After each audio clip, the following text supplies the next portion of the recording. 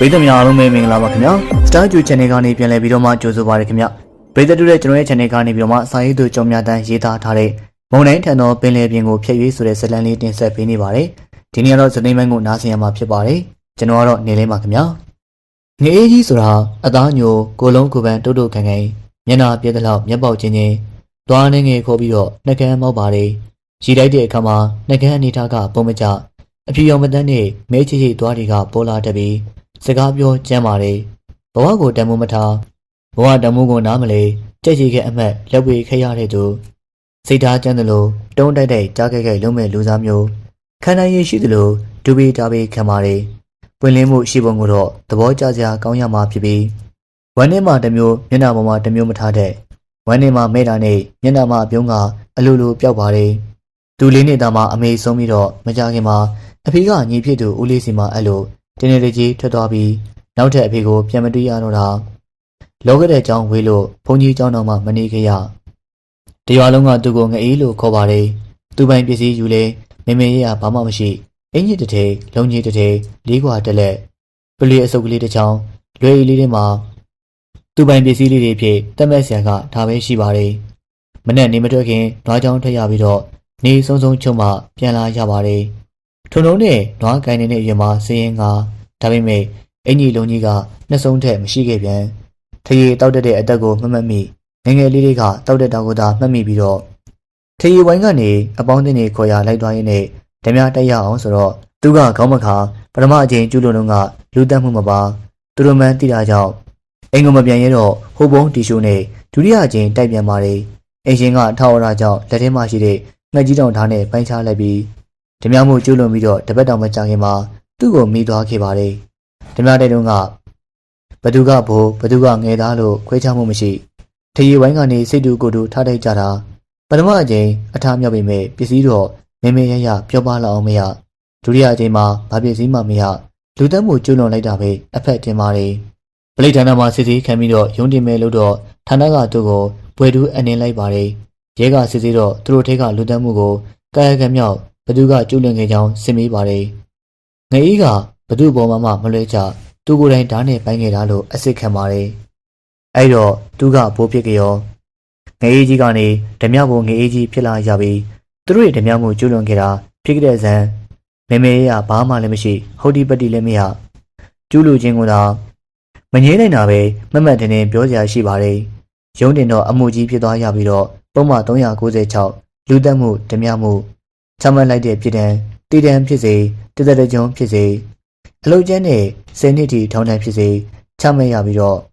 ့ငွေတန်းလေးချမှတ်နိုင်ပါတယ်ငယ်ကြီးလို့ခေါ်တဲ့ဓမြဘုံငယ်ကြီးဟာကျုံးကိုရောက်လာခဲ့ပါတယ်ကြိုတင်ပြင်ဆင်မှုမရှိဓမြမှုကျူးလွန်ပြီးထောင်ထဲဝင်ရတဲ့ဓမြတွေအများကြီးရှိပါတယ်လူသက်ဓမြမှုကျူးလွန်တဲ့သူတွေမှာတချို့တွေကရဲစက်တဲ့စီစဉ်မှုတွေနဲ့လူသက်မှုကျူးလွန်ပါတယ်တချို့ကတော့ကြောက်ကန်ကန်ကကျူးလွန်ကြပြီးတချို့တွေကလူကိုမှတ်မိလို့ကိုကြီးလေးရောက်ကျူးလွန်တာပါဘလို့နေသားနဲ့ပဲဖြစ်ပါစေပြစ်မှုမြောက်တဲ့ကြောင်းတတ်မှတ်တဲ့အင်္ဂါရက်နဲ့ပြည့်စုံရင်တော့ချမှတ်နိုင်တဲ့ဖြစ်တဲ့အတိုင်းပဲချမှတ်မှာပါဘိုးတင်ဟာကျွန်းပြည့်တဲ့အစီအစဉ်ထဲမှာငယ်ကြီးကိုထည့်သွင်းစည်းရုံးခဲ့ခြင်းကအလို့ရဲ့အကျိုးပြည့်ကိုဝေဖန်ပိုင်းခြားခြင်းမရှိဘဲနဲ့တုံးတိုက်တိုက်ကြားခဲ့လုံးမဲ့စိတ်ထားရှိလို့ပါဘိုးတင်ရဲ့အကြံစီနဲ့ငယ်လိုလူမျိုးကအဝင်ခွင်ကြလို့ဆိုရမှာဘိုးတင်ကငယ်ကြီးကိုနင်းနီးကက်ကက်ပေါင်းတင်ကြည့်မိပါတယ်အချင်းချင်းပေါ်မှာသစ္စာရှိတဲ့အမိုးချင်းတွေအများကြီးတွေ့ရပြီးအချင်းချင်းပေါ်ကျုံးမယ်ခစောင်းတင်မယ်တလုံးပို့ရှူမယ်ဆိုတဲ့သဘောထားမရှိလီရဖို့ရိတ်ခါရဖို့ငွေပိုငွေရှန်စုဆောင်းထားဖို့အတွက်ကိုပိုင်အလုပ်ချိန်မှာဝင်ငွေအပူရအောင်ရှာပြီးတော့ငွေစုဖို့တတ်မှတ်ချက်ပြောကြပြီးတဲ့နောက်ပိုင်းနေ့စဉ်ရသမျှငွေတွေကိုအနှံကြပါတယ်သူ့အတွက်တတ်မှတ်ထားတဲ့အချင်းကို6လအတွင်းအပြီးရှာဖွေနိုင်မှုအတွက်ဘိုးတင်ကညာလယုံတစ်ပွဲအားကိုးနိုင်လို့ဖြစ်အတိမဲ့ပြုထားပါတယ်ဖေစင်ကိစ္စတုန်းကဘိုးတင်ကိုပြန်လည်ခဲ့တဲ့သူတွေမှာခေါင်းမာဆုံးဖြစ်ပြီးတော့ခမရရလဲဗျာအဲ့ဒီမလောက်လေးမလောက်စားပျော်စီပျော်ညံကောင်းလေးများကျုပ်တို့ဘွယ်တွေဘာလို့ခေါ်နေရလဲလှေပို့ပြီးတော့လေးုံမရှိမှာပေါ့ဘာမှလည်းအားကိုးရမှာမဟုတ်သူမမဘဲနဲ့9ရောက်ဆိုရင်လှေလိုရတာပူတော်ပေါ့သေးကျုပ်သဘောတော့ဗျာမပါလေကြက်လေးပဲတပြားမှမပေးနဲ့အဲ့ဒီကောင်တက်ပြီးတော့လှေယူသွားလို့လည်းရတာပဲဘာလို့ငွေပေးရမှာလဲအဲ့ဒီတောင်ရင်ကျုပ်ယူမယ်ဖိုးတင်ကလှေယုံအဆောင်ကိုတက်လို့မဖြစ်တဲ့အကြောင်းရှင်းပြတော့မှငြိမ်သွားပါတယ်အဆောင်ကိုတက်ပြီးတော့လှေမရရင်ကျွန်းကမပြေးနိုင်မင်းနဲ့ကျိုးစင်တက်ရမှာငွေပေးတာတဲ့လှေရဖို့ပိုးချင်းနေမဲ့နီလန်ဖိုးတင်ရွေးထားပါတယ် လိုပဲဖြစ်စေငယ်အေးကြီးကတောင်းတော်မီအားကိုးရမယ့်လူတစ်ယောက်ဖြစ်တာကိုဘယ်သူမှလည်းမငြင်းနိုင်စိတ်မြန်ကိုမြန်ရှိသလောက်စိတ်နောက်ကိုပါလှုပ်တဲ့အမိုးချင်းကြောင့်သူ့ကိုထိန်းရမှာမလွယ်နောက်ဆုံးတော့တာမတ်ထွန်းခင်စင်္ဂလာတို့ပြတ်သွားတော့မှသူတို့သုံးယောက်ကြံမယ်ဆိုရင်တော်ပြီဆိုတဲ့သဘောပိုက်ကဖိုးတင်ကငယ်အေးကြီးကိုဘလို့လို့ဆုံးရှုံးခံနိုင်မှလဲငယ်အေးကြီးပြီးရင်ဒုတိယအားကိုးအားထားပြရသူကထွန်းခင်ရဲ့ပါထွန်းခင်ဆိုတာအသားလက်ကိုလုံးကိုပန်းကမတော့ကြည်ကြည်လေးလေးနဲ့အားကောင်းမောင်းတန်ရုပ်ရည်တမ်းမြတ်နေအကြီးတန်းနေလို့လည်းမဆိုတာကြည်ပြောရှုပြောတော့ရှိလာပြီးတော့အပြုံးထက်ပြုံးလိုက်တော့မှပေါ်လာခဲ့တဲ့တရက်ကကြည်ကောင်းလာသလိုစကားပြောတိုးတိတ်တယ်အနေထိုင်တင်းငင်နေစိတ်ကမကြမ်းမိမဲ့မာပါတယ်ထွန်းခင်ဟာဇွဲကောင်းပုံတော့ဖိုးတင်ကအမြဲတမ်းသိပါတယ်တင်းငင်နေစိတ်မာတယ်ဇွဲကောင်းနေဒါအိုကြီးကရွေးခဲ့တာပါထွန်းခင်မှာဖိုးတင်တို့ငေးကြီးတို့လိုပဲတကြုံကိုရောက်လာခဲ့ပေမဲ့ပြစ်မှုကျွလွန်တဲ့ပုံစံကမတူဥပဒေကိုကြောက်ခိုင်းပြီးတော့ပြစ်မှုကျွလွန်သူဟာတစ်မျိုး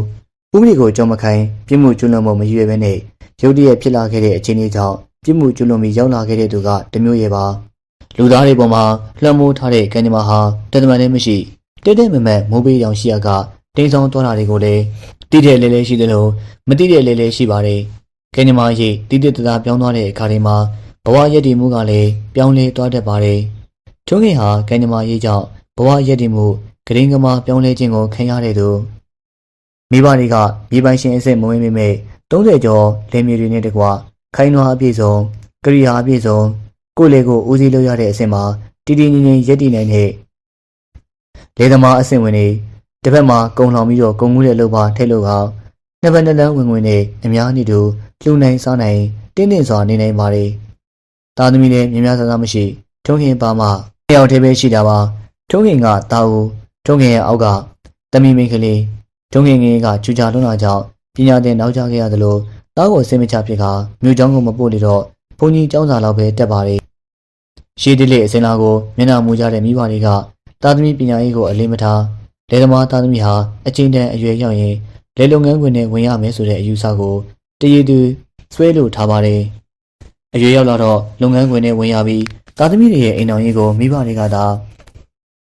စီစဉ်ပေးတဲ့အစင်လာရှိတာကြောင့်ထုံခင်အတွက်လည်းဇနီးလောင်းကိုမိဘတွေကရှာဝေပေးပါတယ်မစိန်တင်းနဲ့ကိုနောင်ကန်ဒီလောင်မလှပေမဲ့ချစ်စပွဲအရေးအစဉ်အပြည့်ထင်ပြီးတော့တင်းတင်းတစ်တစ်ဝဝခေခေမစိန်တင်းရဲ့ရုပ်ရည်နဲ့ထုံခင်ရုပ်ရည်ကတုမတာကုမတာ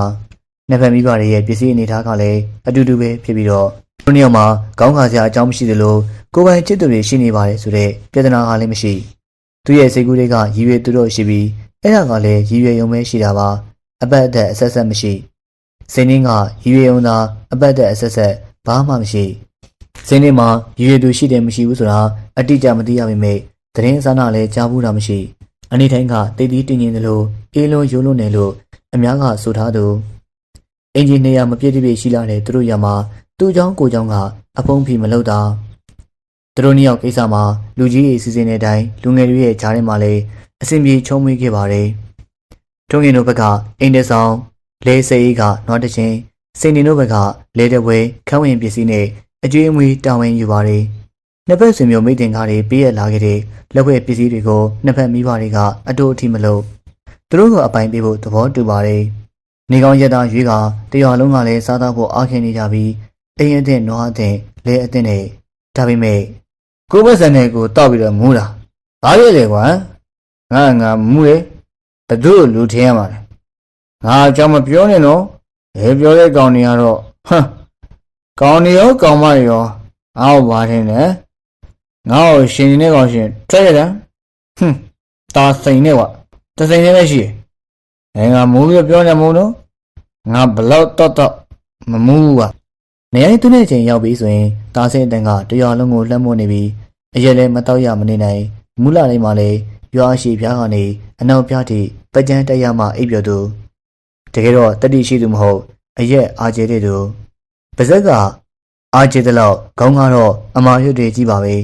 သူ့လိုလူစားမျိုးကလည်းခက်ပါတယ်မခံချင်းလို့ထွက်ရိုက်တော့လေအတန်ပြေးကြီးနဲ့အော်ပြေးတတာရိတ်တဲ့သူကအလွန်ဖြစ်ကြရောခြေလွန်လက်လွန်ဖြစ်သွားပြန်တော့ရောက်စင်းမှုနဲ့မကင်းရပြန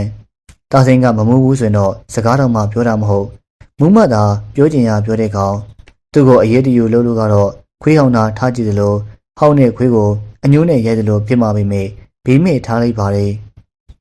တာစိန်မိဘတွေရဲ့မျက်နှာကြောင့်လည်းအဲ့ဒီလောက်တဆိုးရှိနေတာဖြစ်ပြီးတော့မိအိုဖောက်ရင်းတယောက်ကတာစိန်ကိုမနိုင်မိမဲ့တရားလုံးကိုမျက်နှာအောက်ကျခံကရှစ်ခိုးဥတင်တောင်းပန်ထားလိုက်တော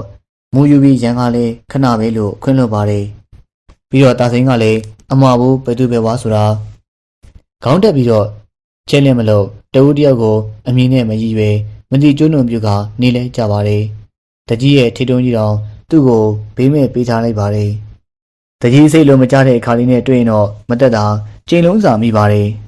်နေ့ရက်သွင်းလောက်ငြိမ်းသွားပြီးတဲ့နောက်ဘွေးကားတော့ပေါ့စမြေတရားလုံးရဲ့အိုကျော်လန်နှာခေါင်းရှုပ်မျက်နှာလုံးမျက်မှောက်ကစေးဖို့ကြောဘက်တောင်မှလုံးဝသူမရှိဒီနေ့လုံးအိမ်ထဲကုန်နေပြီးညနေဆောင်ရင်ထုံးစံတိုင်းမူးပြီးတော့အာကျေလာတဲ့သူထုံးငင်တော့မင်္ဂလာပွဲမကျင်းပခင်နှစ်ပတ်လောက်အလိုကလေးကတရားလုံးစိတ်ချမ်းသာကိုချမ်းသာဖြစ်နေကြပြီးညနေတိုင်းဒီပါတောက်လာတဲ့ညနေတိုင်းလောက်ဒီပါကြောင်းနေကြတာစိတ်တန်ကိုမကြပဲဘဲဟိုထွက်သွားလဲမသိပျောက်နေပြီးရွာမှာဘသူမှလည်းမရှိရှိတာကိုလည်းဂရုပြမိမှာမဟုတ်ပေမဲ့တာစိတ်မရှိတာကိုတော့အားလုံးကအမတ်တရဖြစ်ပါတယ်တာစိတ်ရွာမှာမရှိတာကိုတရားလုံးကဝမ်းသာတာထက်ပဲထုံးခင်နဲ့စိန်နေတို့မိသားစုနှစ်စုကပို့ပြီးတော့ဝမ်းသာမှာပါသူတို့မင်္ဂလာပွဲတွေတရက်တကြီးကဆွေမျိုးတွေကြိုတင်ရောက်ကြမှာဖြစ်ပြီးတာစိန်နဲ့ထိတဲ့တူကစိတ်ဆက်သူပါလာရင်မဖြစ်တင်တာတွေဖြစ်ကုန်မှလေစိုးရိမ်ပါတယ်ကာလာတာကောင်ကိုဘုံငွေကတော့တာစိန်အတွက်မပူနဲ့မင်္ဂလာပွဲရဲ့နီးလာရင်တောက်တဲ့နေရာကမထနိုင်အောင်အလဲတိုက်ဖို့တာဝန်ယူမဲတဲ့အခုတာစိန်မရှိဘူးဆိုတော့ပူလို့တော့စေးရပြီးမင်္ဂလာပွဲရက်တည်းပြန်မလာပါစေနဲ့လို့ဆုတောင်းပါတယ်မနေ့ပြန်မင်္ဂလာပွဲနေ့တာစိန်ကိုရိပ်အောင်နေတော့မှမတွေ့မင်္ဂလာပွဲနေ့တာစိန်ရောက်မလာသေးနှစ်ဖက်ဆွေမျိုးတွေကိုအားကတောင်းလာသလိုမိတ်ဆွေတင်ကားတွေကြောင့်ဝတ္တနီချင်း80ကျန်နဲ့တော့မှလောက်ပါမလားလို့လေရင်တမမဖြစ်ရပါတယ်ဆိုင်နာတဲ့ဂျာပေါချင်းဒီမှာလက်ဖွဲ့စင်းကြီးညာသူရဲ့အောင်မြင်တဲ့အတန်းဝါကြီးကမန်းလက်ထဲမှာလွှမ်းလို့နေပါတယ်ဒေါ်လက်ကြီးရွာမင်္ဂလာဆောင်ရဲ့ထုံးစံတိုင်းမင်္ဂလာလက်ဖွဲ့စင်းကိုလည်းကြီးညာပေးပါတယ်ငွေတကြက်လက်ဖွဲ့ရင်လက်ဖွဲ့သူနာမည်နဲ့အတူတူလက်ဖွဲ့ငွေကိုပါကျွညာလေတော့ကျွညာတဲ့သူတွေကတကြက်လို့မဆိုရတရားလို့ဆိုရမှာပါမင်္ဂလာလက်ဖွဲ့စင်းကိုတော့ဂရုတစိုက်ရေးမဲ့သိမ်းစီကြပြီးအတော်ပြန်ကိစ္စရှိလေတော့ကိုယ်လေတရားလာထားသူကိုသူတို့လင်မှာတရားပြင်ရပြီး200လာထားသူကို200ပြင်ရတာကထုံးစံတတ်မှတ်တဲ့မင်္ဂလာချိန်ကုန်တဲ့အခါမှာဝတ္တနီချက်အိုးတွေပြောင်းတလင်းခါသလိုအကျိုးညတညလုံးတီးထားတဲ့ဆိုင်းတန်လေးဆဲပါတယ်နှစ်ဖက်မိဘတွေနဲ့နှစ်ဖက်ဆွေမျိုးတတိုက်ထုံးရင်တို့အိမ်ဝဲနေမှာဆူရောက်နေပြီးငွေရည်သူကရေပစ္စည်းစင်းရင်လှုပ်တဲ့သူကလှုပ်ရောက်တဲ့အရာပြောသူကပြောနေတားစင်တန်ထွက်ပေါ်လို့လာပါတယ်ခေါင်းထောင်ကြည့်ရမလို့မင်္ဂလာပွဲပြီးသွားပြီဖြစ်ပြီးတော့လှုပ်ရှားရှိတာဆက်လို့ပြောစာရှိသူကဆက်ပြောတားစင်တန်ကတပြေးပြေးနီးလာပါတယ်ဦးလေးရှိကျွန်တော်လည်းခဲဖို့ပေးအောင်ဗျဟာဘုံဝင်ကိုပေးပြီးသားကွာဘုံဝင်စီကိုသွားတောင်းကျုပ်ကဘုံဝင်လို့ကောင်းစီကိုသွားပြီးတော့လက်ဝါးဖြန့်ရမှာလားခင်ဗျားတို့ကကျုပ်ကိုဘာတင်လို့လဲဟာဒီကောင်တဲခက်ပါလားဦးထွန်းခင်ရဲ့ဖေဦးမြရွှေကပြောပြောဆိုဆိုအိမ်မောကဆင်းလာပြီးတော့တာစိန်ရဲ့လက်မောင်းအုပ်ကိုကိုင်းလိုက်ပါတယ်တာစိန်ကိုရံပြဖို့တဲ့လက်မောင်းကိုကိုင်းတာမဟုတ်ချုံမော်ပြန်လို့ဖို့ပါတာစိန်ကသူ့ရဲ့လက်မောင်းအုပ်ကိုကိုင်းလာတဲ့အခါမှာခါပြက်လိုက်ပြီးဦးမြရွှေကိုတွန်းပြလိုက်တော့ဖိန်တန်းရဲ့သားကြာသွားပါတယ်ထုံးခင်ကအိမ်မောကခုံချလိုက်ပြီးတော့ကိုတာစိန်ခင်ဗျဘယ်လိုလုပ်တာလဲဗျထုံးခင်ရှေ့တန်းကျက်နေနဲ့ကန်လိုက်ပြန်ပါတယ်ဖိန်တန်းရဲ့သားကြောက်အောင်တွန်းပြရမမကသူ့ဘာကြောက်တဲ့ကန်တဲ့အထိကိုထီးလက်ရောက်စောကားလာတော့ဒီခဏရဖွင့်အဆင့်ကျော်လွန်သွားခဲ့ပါတယ်။ဟုံကနေထားတောက်လာခဲ့တဲ့မိတော့ပမာထုံးခင်ရဲ့ဒေါသကလည်းတမုတ်ချင်းပေါက်ကွဲခဲ့ပါတယ်။ကိုနဲ့မဖက်ပြင်းတဲ့အဟိတရိษံသာပြိုင်မဲနဲ့ပြန်ရခြင်းကအကျိုးမတင်အကျိုးရုပ်စီမဲဆိုတာလေမစင်းစားနိုင်။ဘယုံသုံးကဖြစ်သွားပြီးတဲ့နောက်အနေညနေစီးစားရဲ့အလှတွေကွဲပြောင်းခဲ့ရပါတယ်။တာစင်ရောသူ့ရဲ့ဖော်ပါနေရာမှာတင်ပွဲချင်းပြီးလူနှစ်ယောက်ကိုတပြိုင်နက်တည်းတည်တည်ခဲ့တဲ့ပြမှုအတွက်တရားလုံးရဲ့တက်တည်ခံခြင်းကြောင့်ကျိုးတင်ကနေကင်းလို့ခဲ့ရပေမဲ့ထောင်ဒဏ်အနှစ်20ချမှတ်ခြင်းခံရပါတယ်။လူဘဝမှာကြည်သာပျော်ရွှင်ဖွယ်ရာအကောင်းဆုံးမင်္ဂလာညမှာထုံးခင်တွေဘလုံးမှာအရာမထင်ခဲ့ပါဘူး။ကိုထုံးခင်ရဲ့ကျမဖေဖေတို့နဲ့ပဲအတူတူနေပြီးတော့တက်တာရှိစောင့်ပါမယ်။ကိုထုံးခင်သာကိုကျမ်းမောင်ကျူးဆိုင်ပြီးတော့နေပါနော်။နောက်ဆုံးထောင်ဝင်စာတွေ့တဲ့အခါမှာပြောလာတဲ့စိတ်တင်းရဲ့အတန်ကသူ့ရဲ့နားလေးပိတ်တင်ထက်လို့နေပါတယ်။တကြုံကပြေးကျင်သူထုံးခင်နဲ့စီစဉ်နေသူဖိုးတင်တို့တွဲမိခဲ့ပါတယ်။တီတီနေနေထုံးခင်ရဲ့စိတ်တဲ့မာပုံကိုဖိုးတင်ကသဘောကျပါတယ်။ဘာမဆိုစင်းစင်းသားသားချင်းချင်းနဲ့ ဝေဖန်ပိုင်းခြားပြီးတော့မှခေါင်းကြီးခေါင်းခါလှုပ်တတ်ပါတယ်။ဘိုပလီယာစွန်တာလီလိုနာမည်ခေါ်တဲ့နေ့ရက်ွက်မှာရှိပြီးတော့မှစွန်တာလီရက်ွက်ဟာအစိုးရရုံးဆောင်အနေနဲ့အစိုးရလှေယုံမှာရှိလေတော့လူသိများပါတယ်။အစိုးရလှေယုံထဲမှာအရွယ်အစားမျိုးမျိုးလှေတွေရှိပြီးတော့ဖိုးတင်ဟာမယိုးမရွဖြစ်ခဲ့ရပါတယ်။လေတစည်းသာရလိုက်ရတော့ကွာတကယ်တော့လေတလီသာရလိုက်ရင်ဆိုတာစေကူးရင်အိမ်မက်လိုပါပဲ။ရဖို့ကမလွဲကိုခိုးယူလို့ရပြီးထားပါအောင်အဲ့ဒီလေကိုဘယ်မှာဖွက်ထားမလဲ။လေကိုခိုးလို့ရပြီးပြီးချင်းထွက်ပြေးဖို့ဆိုတာကလည်းမဖြစ်နိုင်။ရာသီဥတုအဆောင်အနေချောင်းနေနာရီအချိန်လေပေါ်မှာရိတ်ခါတွေရေတွေအစင်းနဲ့ပါဖို့ပြင်ဆင်ရပါတယ်။ငေးကြီးပြောတယ်လို့ပဲလေယုံအဆောင်ကိုတက်လေကိုလူယူဖို့ဆိုတာကလည်းမဖြစ်တာသေး။ကျွန်းကထွက်ပြေးလို့မောင်းမြင်တော့စီလူလာထောင်းနေပဲပြန်ဝင်ရမှာပါ။လေယုံအဆောင်နဲ့ကြီးကြီးတသားကြီးကြီးနဲ့လက်ဝါးချင်းရိုက်ပြီးကမှချောချောမောမောဖြစ်မဲ့ကိစ္စ။လေယုံအဆောင်နဲ့လက်ဝါးချင်းရိုက်ဖို့ဆိုတာအပြောလွယ်တဲ့လောက်လေအလုတ်ကခက်မှာပါ။ဖိုးတင်ကလေပြေထိုးကနှိမ့်သိမ့်မရ။ငအေးကလက်သီးလက်မောင်းတန်းကလာပြီးတော့သူ့ရဲ့အပြောရင်သည်ရိုင်းပြလွန်ပြီးဖိုးတင်ဟာဒေါသထောင်းကနေထွက်ပြီးမဲ့ပြန်ထိန်လိုက်ရပါတယ်။ဖေးစိန်နဲ့ထုံးကင်ကသူ့ကိုအရေးတကြီးကြီးလုံနေရပြီးတင်ရတာစားလိုက်တော့ဖေးစိန်နဲ့ထုံးကင်ကအေးကြီးကိုဖွာတော့မှာပါသူတို့ရေခဲကိုဖမ်းမိလိုက်တဲ့ဖိုးတင်ကသူ့ကိုယ်သူဗရိတ်အုပ်လိုက်ရပြီးပြဿနာအကြီးတွေကိုလည်းမမျော်လင့်သူကဝင်လာပါတယ်။တိတ်ငွေပါအပြုံးရည်မရှိစကားကနေသလောက်မှုန်တီတီနဲ့ဘာဒီဘတာနေတတ်တဲ့တိတ်ငွေဟဲ့အေးမင်းမစက်ကဟောင်းပါနဲ့မိမိုက်ပြေဘယ်လောက်ရှိရလဲသိအောင်လို့ကွာခေစမ်းမယ်အချင်းကြီးကတင်းမာသွားပါတယ်အေးကြီးကလည်းမနေတိတ်ငွေစိန်ခေါ်ရကိုချက်ချင်းပဲပြန်ပြီးတော့လိုက်သွားပါတယ်နှစ်တယောက်စကားအတင်ဘယ်ခံမှမလဲဒါပေမဲ့ကိုထီးလက်ရောက်တော့မဖြစ်လိုက်တွန်းရောက်စလုံးဂျာကဝင်းကအချင်းမီလူခွဲခေါ်သွားခဲ့ပါတယ်အဲ့နောက်ပိုင်းသူတို့အုပ်စုပြန်ပြီးတော့အစီမကက်အေးကြီးတို့နှစ်ယောက်ကတည်းဖိုးတင်တို့လေးယောက်ကတည်းဖိုးတင်ကလည်းစိတ်ပြတ်သွားပြီးတော့အေးကြီးပေါ်မှာအားကိုးခြင်းနဲ့စိတ်တွေပါလျှော့လိုက်ပါတယ်ကျန်တဲ့လေးယောက်နဲ့သာအစီအစဉ်ကိုအကောင့်ထဲပေါ်ဖို့ဆုံးဖြတ်လိုက်ပါတယ်အုပ်စုနှစ်စုကွဲသွားခဲ့တာကြောင့်သူတို့ရဲ့အစီအစဉ်ကကမောက်ကမမဖြစ်ပေမဲ့နှောင့်နှေးသွားတာကိုတော့အတော်လေးစိတ်တဲ့ကြားမိတာပါကျန်တဲ့၃ယောက်ထဲမှာဖေးစိန်တယောက်သာအစီအစဉ်ကိုရပ်ထားဖို့တဲ့သဘောထားပြီးခဲ့ပြီးတော့ထုံးကင်နဲ့တိမ်ငွေတို့ကဆက်လုံးမဲ့သူတွေနှမဲကွဲစီကမှုပရိပခတော့မဖြစ်အခြေအတင်လေးဆွေးနွေးကြပြီးတော့ဖေးစိန်ကိုလည်းလိုက်မလိုက်ပြန်စင်းသားဖို့တဲ့ကြီးကြီးတသားပဲခွင့်ပြုပေးခဲ့ပါတယ်အေးကြီးတို့နှစ်ယောက်ရဲ့လှုပ်ရှားမှုတွေကိုမျက်ခြေမပြတ်အကိတ်ခက်ကြည့်နေပြီးဘာမှလည်းမမေရမတွေ့ထုံကင်စင်္ဂလာအနာကိုကက်ကစကားနှိုက်ကြည့်ပါတယ်ဒီရေရာအေးကြီးကခါရင်းထက်အရက်ပူတော့နေတာပဲတွေ့မြင်ရပါတယ်အကဲဖမ်းရခက်လာတဲ့လူမျိုးစားတွေမှာပါဝင်ပါတယ်ဒိန်းငွေဟာစကားများများပြောတဲ့သူတွေရဲ့အတွင်းစိတ်နေစိတ်ဓာတ်တွေကိုအကဲခက်ဖမ်းရလွယ်ပေမဲ့စကားနေတဲ့သူရဲ့အတွင်းစိတ်နေစိတ်ဓာတ်ကိုအကဲဖမ်းရခက်ပါတယ်ဒုံဒီပါဝေးသမားတွေရဲ့အတွင်းစိတ်အကောင်အဖြောက်ကိုအတိအရခက်ပေမဲ့ဟောတန်းတဲ့သမားတွေရဲ့အတွင်းစိတ်ကိုတော့တိရလွယ်ပါတယ်ဘယ်သူမှရင်းနေရောမနေအနေဝေးအပေါင်းအသင်းနဲ့တောက်မှအပျော်ပါလေးရှိပြီးတော့မှအရက်ကိုလည်းတယောက်တည်းတောက်သုံးပါတယ်ဘာသာလဝါမုံတီတီနေနေတာကိုဖိုးတင်ဟာသတိပြုမိရကသူ့ကိုချင်းခက်စီယုံခဲ့ပါတယ်သူ့ရဲ့အစီအစဉ်မှာတင်းငွေလိုလူမျိုးကအဝင်ခွင့်ကြရှိမယ်လို့လည်းတီးကောက်ကြည့်တဲ့အခါမှာအစာပိုင်းမှာတော့အတော်လေးကိုစိတ်ဝင်စားတာတွေ့ရပြီးမပါဘူးလို့မငြင်းမိမဲ့သူ့ရဲ့ပြောပုံစပုံကအားမရစရာအေးဆက်နိုင်လာပါတယ်တခုလို့ရှိရင်တော့ကိုဘိုးတင်ကျွန်တော်ကတကယ်လုံးမဲ့လူနဲ့မှတွေ့ချင်တာဗဇက်ကလေးခံပြီးတော့အလုံးမပါဘူးဆိုလို့ရှိရင်တော့ကျွန်တော်နဲ့တွေ့လိမ့်မယ်အဲ့ဒီချိန်သာစကားရှိရပြောပြီးတော့နောက်ထပ်မပြောတော့ပါဘူးစကားနဲ့တလောက်လက်တွေ့အလုပ်လုပ်တဲ့အရေးမှာအားကိုးရမှာဖြစ်ပြီးတော့အဲ့လိုလူစားမျိုးကလုပ်ပြီးဆိုရင်တစုံတစလုံးမဲဆိုတာဖိုးတင်ကအပိုင်တွေ့ထားတာကြောင့်လေအားမလို့အားမရအနေထားကိုတွေ့ရပေမဲ့မချင်မရဲဖြစ်တာခါလဲလို့သူ့ပုံမှာတော့စိတ်ပြက်တယ်ဆိုတာမရှိပါဘူးတကြုံမှာကွင်းကြတော့ကွင်းကြီးတို့ကဘိုးတကဘရင်တွေသူတွေကအိတ်ဆောင်နေမှာအာနာပိုင်လက်ညှိုးညွှန်ရဖြစ်နေသူတွေတကြုံမှာမာမူနီကြီးလို့ခေါ်တဲ့လက်ငွေပေးရတဲ့လေးထက်ကခေစားပါတယ်မာနီမူကြီးမပေးတဲ့သူကိုအလုတ်ခင်မသားမကနေထိုင်တဲ့အိတ်ဆောင်မှာလေ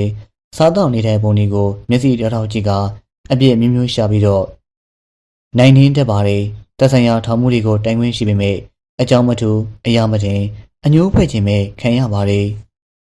ဒီနေ့တော့သိန်းတွေဟာအပူရှက်ပြီးတော့ဖျားပါတယ်ကွင်းနီကိုပြားကြီးကိုခါရတောင်းပန်ကတရက်နားခွင့်တောင်းတော့မူနီကြီးစကားပြောလာပါတယ်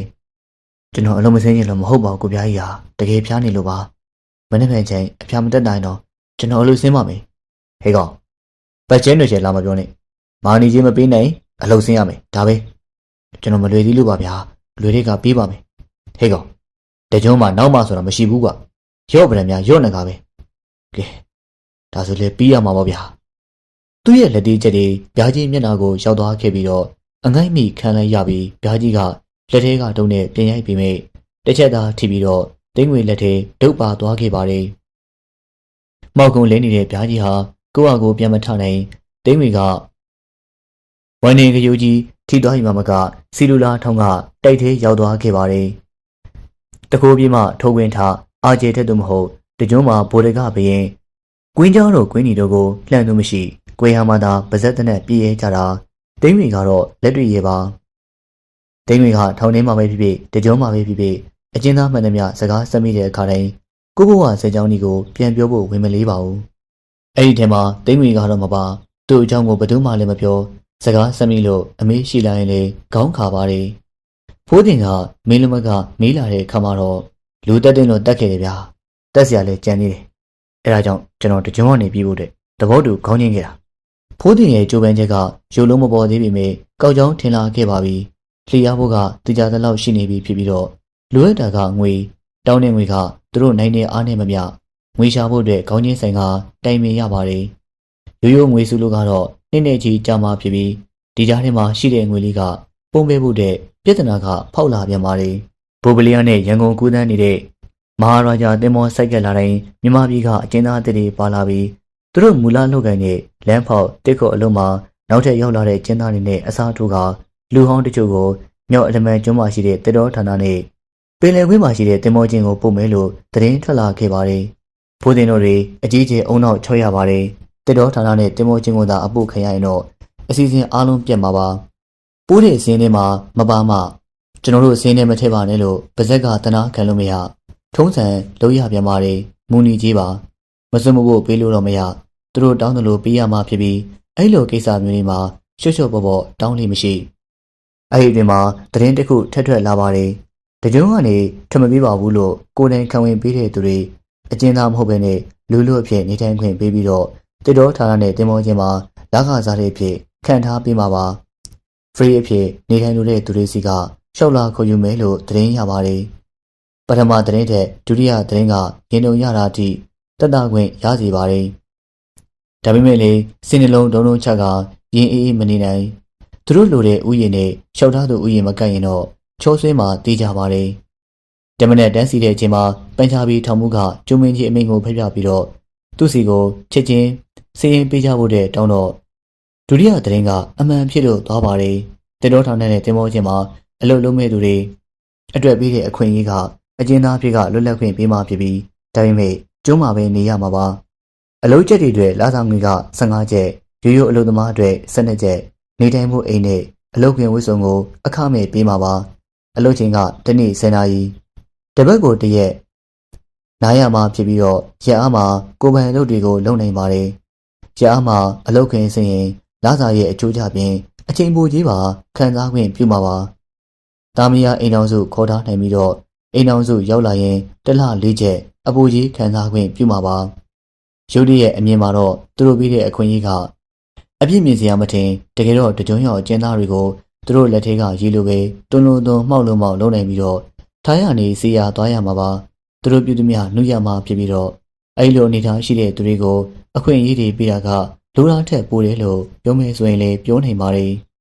်တကြုံကိုသားမယားတွေခေါ်ခွင့်ပြုတာကိုသဘောကောင်းတယ်လို့မထင်ပါနဲ့တကြုံကထမပြင်းနိုင်အောင်ခြိတိုင်းရိုက်ပေးလိုက်တာပါပြီးတော့အေးကြီးမှမဟုတ်ဘဲနဲ့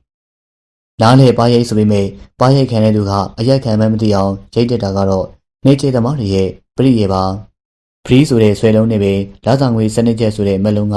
သူတို့ဘဝင်ကိုခိုက်သွားစေပြီး ATB ခေါ်ဖရီးဘေးခေါ်တကြုံမြေပေါ်မှာပဲနေရပါလားဆိုတော့ကိုသူတို့တွေမြင်နိုင်စွမ်းမရှိ စီးရင်ပြီးတဲ့ဥယျာဉ်ကိုကြည့်ကဖိုးတင်တို့ကောင်းခဲသွားရပါတယ်ဖိုးတင်တို့ကောင်းခဲရလွတ်သွားပြီးဒါပေမဲ့အေးကြီးနဲ့စင်္ဂလာတို့စီးရင်ပြီးတဲ့ထဲပေါသွားတဲ့အတွက်တော့စိတ်မကောင်းဖြစ်ရပါတယ်တရင်ကြကြချင်းမှာအေးကြီးကိုတွေ့ပြီးတော့တားပြီးမဲ့မရသူတို့နှစ်ယောက်ကလည်းသူတို့စီစဉ်နေသူတို့လျှောက်ဖို့အခွင့်အရေးမှာတင်မောချင်းမှာအခြေအနေပေးပါတယ်တင်မောချင်းမှာပင်လယ်ခွေရှိတဲ့ပြင်ဘုတ်ပလေးရလောက်အဆောင်အနေနဲ့မတူပြေးလန်းလေးပူကောင်းနေလို့သူ့စိတ်ကူးနဲ့တွတ်ထားပုံရပါတယ်အေးကြီးတို့နှစ်ယောက်အပီးပိုင်တက်တဲဖြုတ်လိုက်ပြီးဆိုတော့လူထက်ရှာရမှာဖြစ်ပြီး၄ယောက်အားကနဲပါတယ်တယောက်ကပဲ့ကန်ရင်လှော်အားက၃ယောက်ပဲရှိမှာလူချဖို့ကိစ္စအတွက်ဖေးစင်းကိုတာဝန်ပေးလိုက်ပြီးငွေရဖို့ကိစ္စကိုတော့သူတို့၃ယောက်သာခေါင်းချင်းဆိုင်ပါတယ်၃ယောက်ဆိုပေမဲ့ဖိုးတင်နဲ့ထုံးငင်တို့၂ယောက်သာနီလန်းတက်တဲ့ပြောကြပါတယ်တိမ်ဝင်ကတော့ထုံးစံတိုင်းနောက်ထပ်ငွေ200လောက်ရရင်အစီအစဉ်ကိုအပီးသက်နီးစပ်မှဖြစ်ပြီးတော့နေရာများတဲ့ဆုံး150လောက်တော့မရမဖြစ်ရှာမရမှာပါဒီကမှာတော့တိမ်ဝင်ကသူ့ရဲ့အမူအကျင့်ကိုဖျောက်ပြီးတော့စကားတော်တော်များများပြောလာပါတယ်ကိုဝတ်တင်ကကျွန်တော်မယုံထင်တယ်မဟုတ်ပါဘူးတိမ်ဝင်ကမတော်တဆခြေကျော်လက်ကျော်ဖြစ်သွားလို့ရှင်အစီအစဉ်တစ်ခုလုံးကကမောက်ကမဖြစ်မှာကွာကျွန်တော်ကပိုးပြီးတော့မလုပ်ချင်သေးဗျာအဲ့ဒါကြောင့်အဲ့ဒီကြောင့်လေးတန်းတော့မဟုတ်အခုကစင်မြောင်ကြီးအမိကျမတိတ်ရမလို့ဖြစ်နေလို့ဗျာနေပေါင်းဦးလေးတင်ကိုသိန်းငွေကအကြောင်းခံမရှိဘဲတော့ပြောမှာမဟုတ်ပါဘူးအဲ့တော့အကျိုးကြောင့်ဆုံးတော့ဆက်ပြောဗျာဒါမှကျွန်တော်လည်းချင်းချင်းလို့ရမှာဗျအေးကွာတို့မှလည်းအကျက်တဲတွေ့နေပြီအဲ့တော့အကြောင်းပြည့်စုံသိရရင်တော့ဖေးစင်ပြောသလိုပဲလုံးတင်မလုံးဆုံးဖြတ်မှာပေါ့ကဲပြောကွာသိန်းငွေစီကနောက်တဲ့စကားတန်ထပ်မလားမုံတီတီမျက်နှာသားနဲ့ပင်လေပြင်းကိုငေးကြည့်နေပါတယ်ကျွန်တော်ကအယောစားသမားဗျ18နှစ်သားစပြီးတော့ဖေးရိုက်လာတာအမှုဖြစ်ပြီးတော့ထောင်ထဲရောက်တဲ့အထိပဲကျွန်တော်တက်တန်းမှာဖေးကစားတာလွင်ဘာလို့မှလည်းမလုပ်ခဲ့ဘူးကျွန်တော်ကရန်ကုန်သားကမာရွတ်မှာမွေးတာအခုတကြုံရောက်တာလေဖေးဝိုင်းကဖြစ်တဲ့လူသက်မှုကြောင့်ပဲအမှုကြောင့်လည်းထားပါတော့ဗျာပထမတော့ဝါသနာဘာလို့ရိုးကစားတယ်နောက်တော့အတွေ့အကြုံကလည်းတင်လာတယ်ဖဲလင်ဝိစာနဲ့တွင်းမိတယ်ဖဲကိုနီးမျိုးမျိုးနဲ့လိမ်ပြီးတော့ရိုက်တတ်တယ်တချို့ကကိုယ့်ရဲ့ဖဲတို့နဲ့မှလိမ်တတ်တယ်လက်ထိကဖေးချိုးမဲ့အတွင်းမှာအလုပ်ဖြစ်တယ်ကျွန်တော်တို့အဲ့လိုကစားသမားတဲ့တားတယ်ပေါ့ဗျာယူခြင်းနဲ့ဖဲတို့ယူချိုးတဲ့အတွက်လည်းမလို့တကူတော့ပဲဖဲသုံးလက်တွားပြီးရင်ကျွန်တော်ရဲ့စင်ွယ်ထဲကိုတေချာပေါက်ဝင်ရမယ်လို့အာမခံတယ်ကိုမီဘူကြီးကြိုက်တာကစားကျွန်တော်နီးကိုအတော်လေးကဘာရင်းနဲ့ဖဲဝိစာတွေမဟုတ်လို့ရှင်ဘယ်လို့မှမရေးမိနိုင်ဘူးဟောဒီတကြုံမှာဖဲဝိုင်းနေတလောက်ပေါ်ပြီမဲ့ကျွန်တော်အနားတော့မသိပါဘူးဒါကတော့ကျွန်တော်ကအရေးပေါ်ဖြစ်လာတာဆိုတော့ဖဲကစားပြီးတော့ပတ်စံရှာပေးမယ်ထိုးစားလောက်နေတော့မဖြစ်ဘူးဒိုင်ခံနေမှဖြစ်မယ်ခင်ဗျားတို့ယုံနေဆိုရင်စုထားတဲ့ငွေတွေပေးကျွန်တော်လိုချင်တဲ့ငွေကိုရောက်တော့ဘိုင်းပေါ်မှာတင်မှပဲဖြစ်လိမ့်မယ်ဘိုင်းကောင်းရင်တဝိုင်းနဲ့အလုပ်ဖြစ်မယ်မကောင်းရင်တော့၄-၅ဝိုင်းဆက်ရမယ်ကဲကျွန်တော်တောင်းမယ်ဗျာခင်ဗျားတို့စဉ်းစားဖို့သူတို့၃ယောက်ဟာတိတ်မိပြောသားတာတွေကိုနားထောင်ဆွေးနွေးရင်းနဲ့ကြမ်းခဲ့ပါတယ်ရွေးထားတဲ့လက်ကတပူတွေဒါမှမဟုတ်တပေါင်းပင်လေပြင်းလှိုင်းကလေးတွေသာမြူးနေတဲ့တပူတွေတပေါင်းကိုရွေးထားပြီးတော့3လမပြည့်တပြည့်ပဲလိုတော့ပါတယ်တိတ်မိကလွဲလို့သူတို့၃ယောက်အုပ်ဆောင်ကြီးကျတဲ့သူတွေဖြစ်နေတာကြောင့်အလုတ်ချောင်းတို့အတော်လာအဝင်ထွက်လေချောင်းပါတယ်တိတ်မိကတော့ကွင်းနီပြားကြီးတွေနဲ့ဖြစ်ခဲ့တဲ့ပြဿနာကြောင့်အုပ်စုကြီးကျအလုတ်ကိုမရရိုးရိုးအလုတ်သမားဖြစ်ပဲနေရပါတယ်ဖေးစင်ဟာမြောက်မောင်ကိုလိုက်ရှာပြီးတော့အပါရင်ဈေးကြီးကလက်ဖိတ်စိန်ကိုခေါ်သွားပါတယ်ကဲဖေးစင်လေမင်းကငါ့ကိုလိုက်ရှာနေရဆိုတော့ဘာရေးကိစ္စလဲပြောဖိုးတင်နဲ့ပတ်သက်တဲ့ကိစ္စဆိုတော့မပြောနဲ့ဒီပြင်ကိစ္စဆိုရင်ပြောဦးလေးတင်နဲ့မပတ်သက်ဘူးဗျကိုကြီးမြောက်မောင်မေးကြရှိလို့ဒီနေ့ညဝိုင်းကောင်းကောင်းဘယ်ဆောင်မှဖြစ်မလဲသိချင်လို့အောင်ပါမင်းကမမေးစဘူးနဲ့ထူးလိုက်လားကွာကိုသိန်းငွေကမေးခိုင်းလို့ဗျဟာဒီကောင်ဖေးရိုက်တယ်လည်းမတွေ့ဘူးပေါ့သူကစားချင်လို့လားသူကကြိတ်ပြီးတော့ငွေစုနေတာဗျလက်ကြီးတွေထူးသားမလုပ်ချင်ဘူးဝိုင်းကြီးမှာဒိုင်ခံနေတာတဲ့နေဒါဆိုလည်းဖြစ်တာပေါ့ကွာအဲ့ကောင်တော်တော်ထောလို့လားဒိုင်ခံမှုရှိတယ်လို့ပြောတာပဲဗျဘယ်လောက်ရှိလဲတော့ကျွန်တော်လည်းမသိဘူးအေးဝိုင်းဖြစ်လို့ရှင်9လောက်ခွင့်မယ်ကွာသိန်းငွေကိုပြောထားလိုက်နော်ကျွန်တော်မှလိုက်ကြည့်မယ်လေဗျာဘာလဲကွာမင်းကသူနဲ့ဆက်လို့လားမလုံးနဲ့တော့ကောင်းလေးမင်းရှိရလေပြုတ်သွားမယ်ကွာမဟုတ်ပါဘူးဗျာသူကအဖော်ခေါ်လို့ပါဗျအဲ့ဒီနေ့ကဝိုင်းမဖြစ်ပါဘူးနောက်နေ့မှဖြစ်ပါတယ်ဖေးချဖို့ကိုမြတ်မောင်ကြီးကဘလို့အထားရှိလဲဆိုတာဖေးစင်ကတီးထားနေတော့သိန်းငွေကိုတတိပေးကြရှိတာတွေပြီးရပါတယ်ဖြစ်ပါတယ်ကွာသိန်းငွေကလည်းအဲ့လိုမျိုးမှတွေ့ကျင်တာနောက်နေ့ဖဲဝိုင်းစားပါပြီကဲကိုမြတ်မောင်ကျွန်တော်တို့ရိုးကန်တိုက်ပဲဗျာအစမ်းတော့မလုပ်ကြနဲ့ကျွန်တော်တောင်းမှပါတယ်နော် ကိုမြမောင်ရှူရှူရှာရှာဖြစ်သွားပါတယ်ဟာတင်းဝင်မင်းစကားတင်စီးတယ်ကွာဟာတောင်းမှန်ပါလေဗျာပြေပြပါကစားရအောင်လို့ကဲထားပါကွာကြိုက်ထိုးကြိုက်ခံမလားဟုတ်ကဲ့ကဲတောင်းမယ်ဖဲကြပြီလို့ရှင်ထက်မထိုးနဲ့တော့ဖဲတို့ကမြမောင်တို့ရဲ့ဖဲတို့လက်ထိတ်ချိုးကမြမောင်ဖဲတို့ကိုပုတ်တက်ကြည့်လိုက်ကြတဲ့ကတင်းဝင်သိပါတယ်အထာပေးထားတဲ့ဖဲတို့ရှိပါသေးတော့တင်းဝင်ကမမှုပါဘူးငါးလက်သွားပြီးတဲ့အထိအယုံနဲ့အစာမမျှအယုံများပါတယ်ချုပ်လက်ကစပြီးတော့အယုံငင်ကစားတာတွက်လာခဲ့ပြီးတော့အစာအတွက်ပြင်မဲ့ဒိုင်ဖေးကတဝက်ထက်ပုံမတက်ဘူးဆိုတာငါးဖောက်ထက်ကိုမကျော်ညမောင်တယောက်ချေးပုတ်တွေဆူလာပါတယ်အရန်လေးထိုးလာခဲ့ပြီးဒိုင်ဖေးငါးဖောက်မကျော်တဲ့စားလေတွေကိုမချင်မရဖြစ်နေပါတယ်ပါဇက်ကလည်းပွားစီနဲ့အလက်20ကျော်လောက်ပြီးတော့ဒိုင်မြန်ရောတာ၄လက်လွတ်ပေးပြီးငါးလက်မှာသိန်းတွေကပြန်ကင်ပါတယ်နောက်ထပ်6လက်လောက်သွားပြီးမှဝိုင်းသိမ်းလိုက်ပါတယ်12နာရီထိုးပါပြီကွင်းနီပေးစားတဲ့ပါမေက12နာရီအထိဝိုင်းသိမ်းစရင်ရှင်တော့တင်းငွေဟာ40ကျော်လောက်အနိုင်ပေါ်ပါတယ်မချင်မရဖြစ်တဲ့မြမောင်နောက်နေ့နေ့လယ်မှာပြန်ချင်းပါတယ်ဟာနေ့လယ်တော့မလုပ်ပါနဲ့ဗျာညဘက်ဆက်ကျင်လဲဆက်ဟဲ့ညဘက်ကအလင်းရောင်အားမရဘူးကွာပြီးတော့ဘာရထက်လဲကြိုလို့မရတာနေ့ပဲကောင်းပါလေကွာနေ့တွေရောပြဿနာမပေါ်ဘူးခမရတာဝန်ယူလို့လားယူမယ်လေကွာမင်းလည်းထည့်ဖို့ကွာခမရအကောက်လဲကောက်သေးဗျာထည့်လဲထည့်အောင်မယ်ဆိုတော့နေ့ဘက်ကပူပြီးရတယ်ကွာကဲဖေးစင်းကိုနေရာပြောလိုက်ဗျာမနေ့ပိုင်းအလုပ်ဝင်မှာဖေးစင်းနဲ့ပိုးတင်တို့စကားလက်ဆောင်ကြပါတယ်ဖေးစင်းကအားရပါရပြောသမားပိုးတင်ကခေါင်းတင်းကြီးနားထောင်ပါတယ်ဖေးစင်းလေးလာပေါင်းကွာသိငွေကဖေးကစားတာတော်တော်လှင်ပါလားကွာအဲ့ဒီကောင်ယူမှာဟုတ်ရဲ့လားဟင်ကိုကြီးမြောက်ပါလေဗျာကျွန်တော်မေးရတယ်လို့မင်းကပူပြီးသိမလားလို့ပါကွာကျွန်တော်ဘာသိမှလဲဗျဒီလိုဆိုရင်ကျွန်တော်မလိုက်ခဲ့တော့ဗျာခမရတို့ကခမရတို့ပဲမင်းကလည်းတူလိုက်တာဒိုးလေတီးတီးချောင်ကြည့်တာပါပဲမနေငါကြောင်မတွေ့ဘူးလူမဲ့ကင်ကောင်းနေမှာပေါ့ကွာကိုကြီးမြောက်မောင်တို့စိတ်မတင်လို့ရှင်ဒီနေ့ချင်းထားတဲ့ဘက်ဖြစ်လိုက်ဗျာတို့ကြောင့်ကျွန်တော်ကဘာကြားမကောင်းဖြစ်တော့မှာဗျမင်းနဲ့မဆိုင်ပါဘူးကွာအဲ့ဒီကောင်ကစားတာကန်တိုက်ဆိုပြီးတော့ပြောတယ်လေကွာကဲထမင်းစားပြီးမင်းမဲခေါ်ခဲ့တော့တိမ့်မိပြောတဲ့အတိုင်းပဲအချိန်တန်တော့မြမောင်ရောက်လာပါတယ်ဘယ်လိုလဲကွာတိမ့်မိခမရတို့ကပေါက်ခဲ့ရပြတော့ကစားခြင်းနဲ့စိတ်မရှိတော့ဗျာခမရတို့အိတ်ဆောင်မှာခမရတို့ဖဲတုံးနဲ့လာကစားတော့ကိုပြောဒီပြောဆိုတော့ငါကဖေးစိန်လေးကိုနောက်ပြောလိုက်တာပါကွာမင်းကလည်းပါဇက်ကိုမငြင်းဘူးတော်ကြပြဿနာဖြစ်လို့ရှင်ဂျားကကျွန်တော်ဘာမကောင်းပါဗျအဲ့ဒါကြောင့်ပြောရတာအေးပါကွာကဲလိုက်မယ်မို့လားလိုက်မယ်ဗျာအချင်းချင်းနေပြဿနာတော့မရှာနဲ့နော်အဲ့ဒီနေ့ကဝိုင်းကတက်ရှိပါတယ်ဒိန်းငွေကစားလေးနဲ့ရောလက်မျှပြီးတော့ကစားခဲ့ပြီးဝိုင်းသိန်းတဲ့အခါမှာ60ကျော်လောက်အနိုင်စင်းပေါ်ပါတယ်နောက်ထပ်3ဝိုင်းဆက်ပြီးတဲ့အခါမှာတော့သူတို့လိုတဲ့ငွေကိုရလာခဲ့ပြီးဒိန်းငွေကစားပုံဖဲလေပုံပြည်ရည်တည်တဲ့တာကြောင့်ဘာပြဿနာမှမပေါ်မောင်များကတော့မချင်မရဲတပြေတောက်တောက်နဲ့နောက်ပိုင်းတော့တင်းငွေဟာဒိုင်မကိုင်အရှိမပြတ်အောင်ထိုးသားပြင်းနဲ့ကစားပြီးတော့မှဖြစ်ပြလိုက်ပါတယ်ဖိုးတင်ကတော့တင်းငွေကိုရှင်းခုံးမတက်ဖြစ်နေပြီးတင်းငွေကတော့ပုံစံတိုင်းပဲမထုံတတိနဲ့ပါဒုခင်လှိုင်းအကျော်နဲ့လေသဘောနားလင်လှိုင်းကြီးလျောက်ဆိုတကယ်မှန်နေဗျလှိုင်းအကျော်နားမလဲလို့လေကိုဥတိုက်ပြီးတော့ဘေးတိုက်ခံပြီးတော့လှိုင်းအောက်လေရောက်တာပဲလှိုင်းအကျော်ကြည့်ပြီးတော့လေသဘောနားလဲလို့အခန့်တက်လို့တော့လေကလှိုင်းပေါ်မှာညင်လေးပဲဗျသူတို့ရဲ့အုပ်စုတွေနောက်ဆုံးဝင်လာသူဆိုပေမဲ့သူ့ရဲ့အပြောကြောင့်အရေးပါသူဖြစ်လာသလိုအားလုံးရဲ့ခင်မင်မှုလည်းခဏလေးတွင်ရပါတယ်ဘဝရဲ့အစာအုပ်ကလေးကရေနဲ့လေးနဲ့လုံးထွေးကြည်ပြင်းခဲ့တဲ့သူထုခင်ပလုံးနေသားရဲ့ပါအသားကမဲပြောင်နေအောင်မဲပြီးတော့တပိတ်ရောင်ထနေပြီးမျက်နှာကခွက်ဝင်နေတာကြောင့်အကြည့်ရဆိုးလာတဲ့ရုပ်လိုထင်ရပါတယ်လှုပ်ရှားမှန်ကပြားတိပြားလောင်အရက်မောင်းမရှိပေမဲ့အလုံးထဲတောင်းပါတယ်သဘောကျကောင်းတာကတော့ရေအကြောင်းလှေကြောင်းနားလေယုံသမကခိုင်းလိုက်ရင်ပေါ်ပါဖြစ်လက်မငြင်းမညူလှုပ်တတ်ပါတယ်ဒုခင်ကရေလိုသားတွေရဲ့ဘဝကပင်ပန်းကြီးစွာလှပါတယ်လေလူသမားတွေရဲ့ဘဝကပင်ပန်းလာတယ်လို့ဆိုပေမဲ့လေလူသမားတွေရဲ့ဘဝဟာ12ရာသီလုံးအလုပ်ခွင်ဝင်ရတာမဟုတ်3ရာသီတည်းက100ရာသီလောက်တော့နားနေနေပါတယ်ရေလိုသားကတော့နားနေတဲ့ရာသီဆိုလို့မရှိမိုးရာသီမှာသာတခါတလေနားရပြီးလိုင်းလေပြင်းထန်တဲ့နေ့တွေမှာနားရတယ်ဆိုပေမဲ့လိုင်းငိန်လေအချိန်ပြောရင်တော့နားနေရကလှော်တက်ကင်ထွက်ရပါတယ်။မြမီကတော့ရေလိုသားမျိုးထူးထူးခြားခြားအလှဆိုလို့ဖော်ပြစရာမရှိ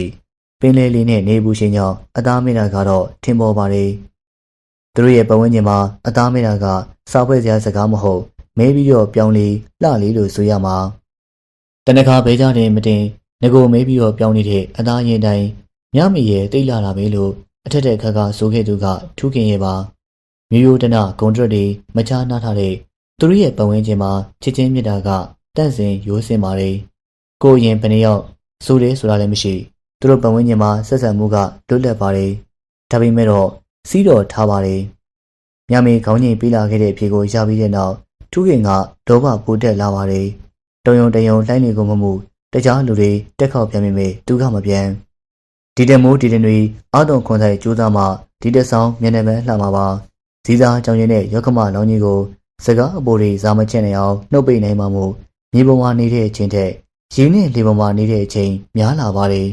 ဝါလာကျော့စောင်းအဝင်အစွန်မပါသေးကောင်းအောင်နှလုံးဖြာတဲ့ချက်ကိုခန်းဝင်ပစ္စည်းပြုလို့အများအသိမဲ့ပြုခြင်းကိုခံရပါတယ်တတိယချာအိုးဝင်ရမထူနိုင်သေးတာကြောင့်ထူးခင်တို့အိမ်ထက်ပိုးကျတဲ့မြမီတို့အိမ်မှာနေထိုင်ခဲ့ကြပါတယ်ထူးခင်ကမြမီကိုချစ်တယ်လို့မြမီကလည်းချစ်ပါတယ်သူတို့နှစ်ယောက်မှာခွဲမရတဲ့ရေသားပြင်လိုဖြစ်ခဲ့ကြပါတယ်ဆွေမျိုးအတိုင်းအောင်ဆိုတာရှိကောင်းသည်မရှိကောင်းဘူးလို့စာခွေစကားဆိုရ၏ဆွေမျိုးကြောင့်အထောက်ပံ့ရတယ်လို့ဆွေမျိုးကြောင့်လင်မယားကွယ်ကစင်ကလေးအားလေးဖြစ်ပါတယ်ရိုးရိုးအေးနေတဲ့ထူးခင်ကိုရောက်ခမနဲ့ရောက်ပါကအနိုင်တက်ပြပါတယ်ရှာရသမျှမြမီလက်ထဲအပိမဲ့အရာမတင်အဖက်မတင်ရှိပါစေသူတို့အိမ်နေရင်ကိုယ်သဘောလို့မဖြစ်သူတို့သဘောကိုစန့်ကျင်လို့မရထူးခင်ဟာလင်မယားနှစ်ကိုကြားထက်ပိုမပြောဒါပေမဲ့သူတို့တွေကအေးမနိုင်စူးစူးပူပူနဲ့နိုင်ပါတယ်ထူးခင်ကိုလည်းအကောင့်တစ်ခွက်မှမပြောသူတို့ကြောင့်ထမင်းနဲ့စားနေရတာမျိုးထိရွှေရည်တက်လာခဲ့ပါတယ်အိမ်ပြောင်းနေရအောင်ဆိုတော့မြမီကခေါင်းခါပါတယ်ဖြစ်နေတဲ့ပြဿနာကမပြေဒီရတဲ့ရောက်ကမထက်ပိုဆိုးတာကရောက်ဖအလုပ်ကိုလက်ဆောင်တက်တဲ့လောက်အရက်ကိုတော့တွေးမရှောင်အရက်အိုးခွဲရောက်ဖကတကြီးကြီးမူးလာပြီးဆိုရင်သူ့ရဲ့ပြင်မကထူးခင်စီကိုပြီးတော့ရွေလူချင်းတစ်ပိန်တော်မှနှဲ့မှများရင်နေလာတာလူဆိုတော့ပုရုဇင်းရဲ့တိခံနိုင်မှုပေါင်းကျင်းမြောင်းလာခဲ့ပါတယ်ရောက်ဖနဲ့စပြတဲ့ရောက်ကမပါလာတဲ့ထိုးကြရိုက်ကြရင်နဲ့အဆင့်ကျော်လွန်ကြပြီးခုတ်ကြထိကြတဲ့အစုံမောင်မင်းအားတည်တံချမှတ်လိုက်သည်ဆိုတဲ့ဆက်ရှင်တရားသူကြီးရဲ့အတန်ကကျင်းမြောင်းလာတဲ့ရုံငန်းထဲမှာပဲ့တင်ထက်လို့နေပါတယ်မမြင်ရသေးတဲ့ရင်သွေးကိုဝမ်းနဲ့မဆက်အောင်တွေးထားခဲ့ရတဲ့မြတ်မီဟိုက်ကိုအယူခံမှာတည်တံကနေလို့တတကြုံအပြစ်ဒဏ်ကြားခဲ့ပါတယ်တရားလေးတောင်ခေါ်လို့မရတဲ့မြတ်မီကိုတကြုံကိုခေါ်လို့ဘယ်ရပါမလဲအဖေတို့စီကစလာပါတယ်မြတ်မီယောက်ျားလေးမွေးတယ်ကလေးကိုတို့ပဲမွေးထားရတယ်တဲ့မြတ်မီမရှိတော့လို့လားရှိရဲ့နဲ့ကလေးကိုပြစ်ပြီးတော့အတွေးတွေကစန့်ထွက်လို့သွားခဲ့ပါတယ်လိုင်းလီထန်တဲ့လားနေမှာတဝုံဝုံမြင်နေတဲ့ပင်လယ်အော်အတန်တက်ကြီးကိုအိတ်ဆောင်ကအတိုင်းသားကြားနေရပါတယ်ပင်လယ်ပြင်ကိုထောက်စဉ်ဖြတ်တန်းနေရတဲ့တင်မောတွေကပင်လယ်ပြာကိုလှတယ်လို့ဘယ်တော့မှဆိုလေးမရှိသူတွေကပင်လယ်ပြာကြီးကိုအလွန်ကိုကြောက်ရွံ့ပါတယ်ထိလန့်ဝေဟာကောင်းလာတဲ့တရဝါကြီးဖြစ်တာတင်စားပြောဆိုကြပါတယ်ပြတူလာလိုင်းလီညီတဲ့စာပြူလာပြီးဖြစ်တာကြောင့်ပင်လယ်အော်တန်ဟာခါတိုင်းလောက်ထိလန့်ဝေဟာမရှိပါဘူးလေကအစင်းနဲ့လေကလည်းတင်လမ်းမကြီးခါဖြစ်အသုံးပြုမဲ့စက်သားကြောက်ထမင်းကြောက်ပုံသီးစိတ်အချောက်လန်းရမှာလူအများမမြင်နိုင်တဲ့နေရာမှာနည်းနည်းချင်းစီစိတ်ချလက်ချင်နဲ့လှမ်းရပါတယ်ဘာလို့မို့လဲလို့အမေးစကားမပေါ်အောင်တူတူတိတ်တိတ်လုပ်ရပါတယ်တွားရမယ့်ခီးကရေလန်းခီးလိုင်းထန်လင်းရေရှမ်းမဲရိကအကြောင်းတွေကိုရင်မထီအောင်အတက်နိုင်ဆုံးပြင်ဆင်ရပါတယ်တွားခါနေချင်မှာတန်မုံနဲ့ထည့်ဖို့ဖိုးတင်ကအစီအစဉ်ပြုလုပ်လို့ထားပါတယ်ဘဘိုးဝါကြီးလေးလုံးကလည်းအစင်းသင့်ရှိနေပြီဖြစ်ပြီးတော့တင်းတဲ့တစ်ဖက်မှာဘဘိုးဝါတစ်ဖက်ကိုနှလုံးစီတွဲချခြင်းအပြင်လေးရဲ့အတင်းဆောင်ကိုခံနိုင်နေဆိုတာကြောင့်မရအရရှာပြီးတော့ပြင်ဆင်ထားရတာပါလွယ်တဲ့ပြင်ဆင်မှုတွေပြည့်စုံနေလို့ဆိုရမှာဖြစ်ပြီးတော့ကျန်နေတဲ့လုပ်ငန်းတစ်ခုကအရေးပါဆုံးအခက်အခဲဆုံးအဲ့ဒါကတော့လေအရွက်ရပါလေရွက်ပိတ်စအတွက်အခက်အခဲမဟုတ်ပေမဲ့ချိုးလို့ရည်အတွက်အခက်အခဲဖြစ်နေပြီးပိတ်စကိုဈေးထဲမှာအလွယ်တကူဝယ်ရမှာဖြစ်ပြီးတော့ဈေးထဲကဆက်မှာချုပ်ခိုင်းလို့တော့မဖြစ်တက်တက်လုံးဖိုးသမျှကုန်းတော့မှပေါ်ဆိုလိုဖြစ်တော့မှာပါဇွဲတဲ့နဲ့ဖိုးတင်ကတော့ဘလို့မှမလျှော့လီယုံနဲ့မှရွက်တဲ့အဟောင်းတွေရှိပြီးတော့လီယုံအဆောင်ကောင်းခါနေခြင်းကငွေအတွက်ပဲဖြစ်မယ်လို့စဉ်းစားမိပါတယ်လေဘိုးတက်တဲ့ရက်ဘိုးတက်တဲ့ဆိုချင်တာကြောင့်ကောင်းခါနေတယ်လို့အတွက်ကလန်ကီမှာသုံးဖို့တွေလိုရမရဖေးထားတဲ့ငွေတရားကိုရွှေလင်းကားပြားရည်နဲ့လဲလှယ်လိုက်ပါတယ်ဈေးကရွှေလင်းကားပြားအချိန်မီဝယ်လို့ရပြီးတော့ပိုပလီယာမှာငွေဆက်ကူတဲ့ဒင်းကားကမျက်နှာပူပွင့်ပါတယ်ငွေဒင်းကားထက်ဘယင်မရွှေလင်းကားကမျက်နှာကြီးပါတယ်တမွန်းချင်းညီမျှပေမဲ့ရွှေလင်းကားပြပြီးတော့စကားပြောရတာ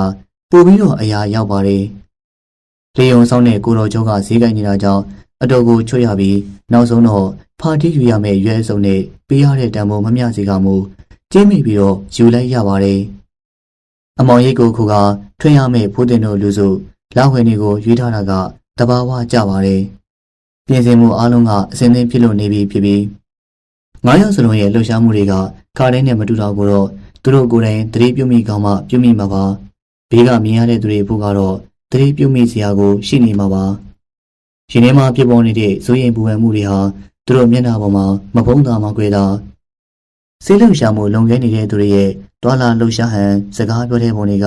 တာမန်လူတွေနဲ့မတူကွဲပြားခြားနားပါတယ်ဖေစင်ကိုယ်တိုင်လည်းသူ့ကိုယ်သူပြန်ပြီးတော့သတိပြုမိရသလိုသူတို့အုပ်စုကပါပြန်ပြီးတော့သတိပြုရသတိပေးရပါတယ်အေးဆိုထားတဲ့လောက်ခွင့်နေမနေ့ဆောင်ရောညစာကိုပါဟုတ်ဒီပတိမစားနိုင်ဖေစင်ကတငငယ်တငငယ်ကျွန်တော်တို့မလိုက်တော့ဘူးဗျာလို့အချိန်ချင်းကြိုးစားခဲ့ပေမဲ့ဖိုးတင်တဲ့မျက်နှာချင်းဆိုင်မိတိုင်းအားခဲ့ထားတဲ့စကလုံးတွေကပျောက်ပြက်သွားရပါတယ်ဖိုးတင်ကတော့ဖေစင်ချီတုံချတုံဖြစ်တာကိုရင်းမိတဲ့ပုံစံရှိပြီးသူ့ရဲ့အနာကမခွာအကြောင်းမရှိအကြောင်းရှာပြီးတော့စကားတူတူနေတတ်ပါတယ်စီးစာရိတ်꿰ခဲ့ပါပြီနေ့နဲ့ကြီးကစူးစမ်းခဲ့တဲ့လုပ်ငန်းအကောင့်တွေဖော်ဖို့နီးကဲလို့လာပါပြီမင်းကြီးကျွန်းရဲ့လက်ရဘက်ကမင်းကြီးတောင်းလို့ခေါ်တဲ့တောင်တန်းချီကြီးကတောင်တန်းအတွင်းကိုပြောက်တည်တည်မင်းနဲ့လာတဲ့အရေးကိုဖာမာကြီးကြားရောက်နေပါပြီ12နာရီတန်ကြောင်ခုတ်တန်းထွက်လာသည့်တိုင်အကျဉ်းသားတွေနေထိုင်ရာကျုံမလီမှာတိစိတ်ငြိမ်သက်ခြင်းမရှိမကြောင်ကြီးမှာကွင်းဒီရဲ့သတိပေးအော်ဟစ်တန်တွေထွက်လာပြီးတဲ့နောက်တိစိတ်ချင်းကအစာပြူလာခဲ့ပါတယ်12နာရီထိုးပြီးရင်သူတို့တွေထွက်တော့မှာပါသူတို့မှနာရီမရှိထင်းထင်းရှားရှားအားလုံးကြားနိုင်တဲ့ပကြားဟိုအတန်ကိုသာစတင်ထွက်ကမဲ့အချက်ပေးတံပြည့်တတ်မှတ်လို့ထားပါတယ်လေဖွဲ့ထားတဲ့စီကိုတယောက်ချင်းထပ်မှာပါပထမဖိုးတင်ဖေးစိန်ထုံးခင်ထူးခင်နဲ့သိန်းငွေတို့ရဲ့ပါဖိုးတင်ထွက်တဲ့ကြောင်ဖေးစိန်ကိုအသိပေးဖေးစိန်ထွက်တဲ့ကြောင်ထုံးခင်ကိုအသိပေးနဲ့အစင်းစင်အသိပေးရပြီတန်ကြောင်ခောက်တန်တွေထွက်ပေါ်လာခဲ့ပါပြီဖိုးတင်ကဖေးစိန်ကိုအသိပေးကထွက်ပြီးအမောင်ကြီးနဲ့အုံးမင်းရဲ့ပင်စီကိုအကာအကွယ်ယူကလှုပ်ရှားနေတဲ့ဖိုးတင်နောက်ကိုလေပြန်တကြီးကြီးနဲ့ဖေးစိန်ကိုစိတ်မချလေတော့ဒုတိယထွက်လို့အဖြစ်ရေးထားခဲ့ပေမဲ့ဖေးစိန်ရဲ့ရေးအောင်ကိုမတွေ့ရတမင်လေပြန်ကြည့်ရတာအားမရလေတော့အုံးမင်းတပင်ကိုအကာအကွယ်ယူကရဲဆောင်နေလိုက်ပါတယ်နောက်ကြောင်ပြန်လေးရကောင်းတုံးစဉ်းစားမိပြီးရှေ့ကီးမဆက်သေးပဲတက်နေစမှာအုံးမင်းနေကြတဲ့မှာလှုပ်ရှားမှုလေးတစ်ခုတွေ့တော့မှခီးဆက်ဖြစ်ခဲ့ပါတယ်သူလေးပေါ်ရောက်ပြီးအတော်ကြီးကြာမှဖေးစိန်ရောက်လာပါတယ်မော်ကြီးပန်းကြီးရောက်လာတဲ့ဖေးစိန်ရဲ့အသက်ရှူတန်းကိုတိတ်တိတ်ကွယ်ကွယ်ကြားနေရတယ်လို့စကားတန်ကတုံရင်နေပါတယ်ကျွန်တော်တို့ဗျာဖေးစိန်ကပြန်ပြေးချင်လို့လေမင်းကလေကွာဒီဘုံတော့ရောက်နေပြီရှေ့ကြီးကလည်းမလျော့တင်နေဦးလေးတင်အခုဒီဒိုးလို့သမျှဖြစ်တာပဲကွာရှေ့လေးဖြစ်မှာတေးကြပါတယ်မင်းကလေသူတို့စကားပြောနေစေထုံးခင်ရောက်လာပြီးနောက်ပိုင်းချိန်နေပြီးတော့အားလုံးကအေးအေးဆေးဆေးပြီးတော့ထုခင်တင်းငွေတို့တွေရှေ့စိတ်နောက်စိတ်ရောက်လာကြပါတယ်တနေ့တည်းမြတိတ်ဆိတ်မှုရှိရမှာဖြစ်တာကြောင့်ဒီကျွေးမှုတွေကိုချုံနေထိုင်ရပြီးတရွေ့ရွေ့နဲ့လှလာခဲ့တဲ့လေလေးဟာကဲနဲ့အတော်လန်းလန်းကိုရောက်လာခဲ့ပြီးရင်ထဲမှာတိတ်ဆိတ်နေတဲ့စူးရင်ကြောင်ညာစီတွေကတော့ပြေရော့သွားခဲ့ပါတယ်တူးညင်းတဲ့စကားတန်တွေထွက်လာခဲ့ပါတယ်ဖြည်းဖြည်းချင်းလွန်နေရာကိုအားစိတ်လို့ဖို့တဲ့ဖိုးတင်ရဲ့သတိပေးတဲ့တူလေလေးကအမောင်လူလေးကိုခက်သက်တဲ့တိုးဝင်လို့နေပါတယ်အဲ့ဒီအချိန်မှာမမျော်လင့်တဲ့တန်တွေထွက်လာတာကြောင့်အားလုံးကအံ့အားသင်ကတုံလုံးသွားကြပြီးလှုံတဲ့တွေလည်းရဲတန်းလို့သွားရပါတယ်စူးစူးညံ့ညံ့ထွက်လာတဲ့တန်ချောင်းခောက်တန်တွေနဲ့တနက်တန်တွေသူတို့စီကိုပြန့်လွင့်လာပြီးမရှိမနှောက်မှာမင်းကြီးကျွန်းမောကအမြောက်တန်လေးထွက်လာခဲ့ပါတယ်အရေးကြောင့်တခုခုပေါ်လို့ကျွန်းမောကတနက်တန်ထွက်လာရင်မင်းကြီးကျွန်းမောကအမြောက်တန်လေးတပြိုင်နက်တည်းထွက်ပါတယ်သူတို့နဲ့ပတ်သက်တဲ့မပတ်သက်တဲ့တတိချာချာမသိရပေမဲ့အားလုံးကတော့ထိထိပြပြဖြစ်သွားခဲ့ပါတယ်ကဲခက်တဲ့လောက်ပါဒုကိစ္စလည်းဟုတ်ချင်မှာဟုတ်မှာဘာမှလည်းကြောက်စရာမရှိပါဘူးကကျွန်းနဲ့လည်းဖြစ်မှာပေါ့အမောင်တို့ကိုထင်းဖောက်လာခဲ့တဲ့ဇလိုက်မီးရောင်နဲ့ကျွန်းမဲ့မော်တော်ဘိုးအတန်းကြောင့်သူတို့ရဲ့ခေါင်းတွေဟာတမင်းလေးပြန်နဲ့မင်းနဲ့လှုပ်မော်တော်ဘိုးအတန်းကပို့ပြီးတော့နီးလာတယ်လို့တနက်တန်လေးသူတို့ခေါင်းပေါ်ကပြက်ကျော်လို့သွားပြီးကျောက်ကူတီရောက်လီဝိုင်းထဲမှာဝှက်လိုက်ပါတယ်ဟာကျွန်တော်ထိပြီဗျဖေးစင်းရဲ့အတန်းထွက်လာခဲ့ပြီးအဲ့ဒီအချိန်ဇလိုက်မီးငင်းပြီးတော့မော်တော်ဆက်တန်မှာရက်သွားပါတယ်စူးစူးညံ့ညံ့တန်တွေထွက်လာတဲ့နောက်ပိုင်းဘာတွေဖြစ်တယ်မသိဆက်ပြက်သွားတာလားကြောက်ဆောင်နဲ့တိုက်မိတာလား လေကိုဆက်လောက်ဖို့အတွက်ဖိုးတင်ရဲ့တတိပိတံထပ်ပေါ်လာပါတယ်ဒီထဲမှာကွေလေးလဲနေတဲ့ဖေးစင်းကိုမကြည့်အားနောက်ထပ်မော်တော်တန်ထွက်မလာတာကြောင့်လေကိုသာအားစိတ်လုံနေခဲ့ပါတယ်ဖေးစင်းကြီးကညီးတန်လေးထွက်လာခဲ့ပြီးဖေးစင်းဘယ်ကိုထိသွားလဲကွာပကုံးအောင်တော်ထိတာဗျဖေးစင်းနဲ့အုပ်ထားတဲ့နေရာကိုစမ်းကြည့်လိုက်တော့ဒဏ်ရာအတိတ်နဲ့မသိရပေမဲ့တွေးထွက်လွန်နေပြီဆိုတော့သိရပြီးတွေးတွေကလည်းရွှဲနေပါပြီညီစိုးစိုးအနံ့အောင်ထွက်လာခဲ့ပြီးဘာလို့ရမှလည်းမသိကျုံးခင်ကိုမိချစ်ချစ်ကိုင်းကအနာကြီးကိုကြိုးစားပေမဲ့လေတိတ်အားကိုဖျောင်းတဲ့မိတောက်လေးကမခံနိုင်အားမငယ်ပါနဲ့ကွာဒဏ်ရာမကြီးပါဘူးကွာနောက်ကမော်တော်တန်လည်းမကြားတော့တို့လွတ်ပါပြီကွာအလင်းအောင်လာမှပဲအနာကိုစိတ်ထဲတော့မယ်မင်းမင်းနေတယ်နော်ဖိုးတင်ကအာဘေစကားပြောပြီးမေတကောင်းလုံးကနောက်ကျနေပါတယ်ကျော်တဲ့ပြန်ငင်ကလှုံနေရပေမဲ့သူ့ရဲ့အတွေ့တွေကတောင်ရောက်မြောက်ရောက်ကျိုးနဲ့ဘလောက်ဝေးရောက်လာပြီလဲဆိုတာမခံမနိုင်အလင်းရောင်တန်းလာပါပြီဖေးစင်ရဲ့ညညူတန်လေးတရက်ဆက်ထွက်လို့နေပြီးတော့အလင်းရောင်ခရီးပေါ်လာတဲ့အချိန်မှာလုံကြီးနဲ့ပတ်ထားတဲ့ဒဏ်ရာကိုကြည့်တော့မသေးလှပါဘူးရှေ့ဘက်ကဝင်သွားတဲ့ဒဏ်ရာသေးပေမဲ့အနောက်ကပွင့်သွားခဲ့တဲ့ဒဏ်ရာကအမြင်ဆိုးပါတယ်ဖြစ်မှာဖြစ်ရလေကွာငါ့ဥသာထိလေပါတော့ငါကြောင့်မင်းဒီလိုဖြစ်တာဖေးစင်မင်းမလိုက်ချင်မှလည်းငါသိတယ်ငါကလည်းမင်းပေါ်မှာတန်ရုံးစင်ဖြစ်ပြီးတော့မထားခဲ့ချင်လို့ကွာဦးလေးဖိုးတင်ရဲ့စေတနာကိုကျွန်တော်နားလေပါတယ်ဗျာဖြစ်လာမှတော့ဘယ်တက်နိုင်မှာမလဲကျွန်တော်တရားလည်းတိတ်မကြည့်ဘူးထင်ပါတယ်ဖြစ်စမို့လို့မခံနိုင်အောင်နားနေတာဖြစ်ချင်ပြီကွာနောက်ကျောင်းပြန်လိမ့်မယ်မင်းကိုဘိုးပလျားစိတ်ကိုတင်မိမယ်ကျေးဇူးတင်ပါတယ်ဗျာဒါပေမဲ့လည်းကျွန်တော်အတွက်နဲ့တော့ဦးလေးတင်တော်မှာဒုက္ခထက်မြောက်စေနဲ့ရှိဦးသားဆက်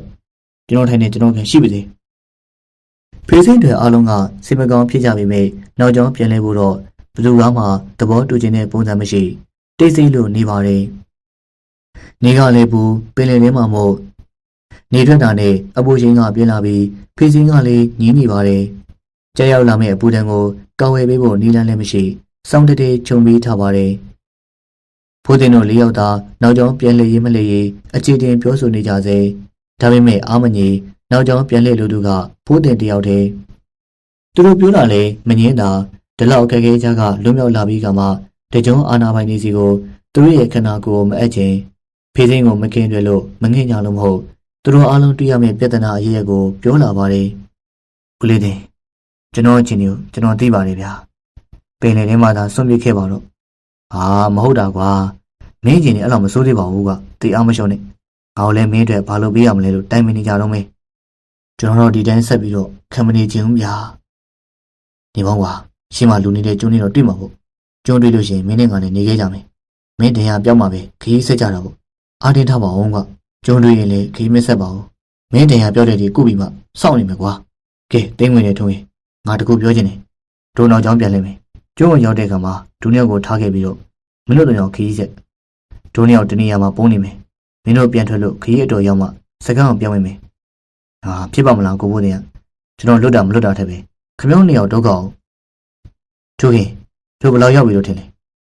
အဲ့တော့ကျွန်တော်လည်းမပြောတတ်ဘူးဗျပြန်လေးလို့ရှိရင်ညဘက်လောက်ကျုံကိုပြန်ရောက်ပါမလာ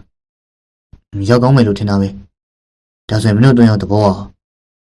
ဖိုးတင်ရဲ့စကားမဆုံးရင်ဖေးစင်းရဲ့ညီးတန်နဲ့ခေါ်တန်ထွက်လာပါတယ်အရေးကြောင့်လက်လွတ်လိုက်ပါဗျာရှေ့ဦးသား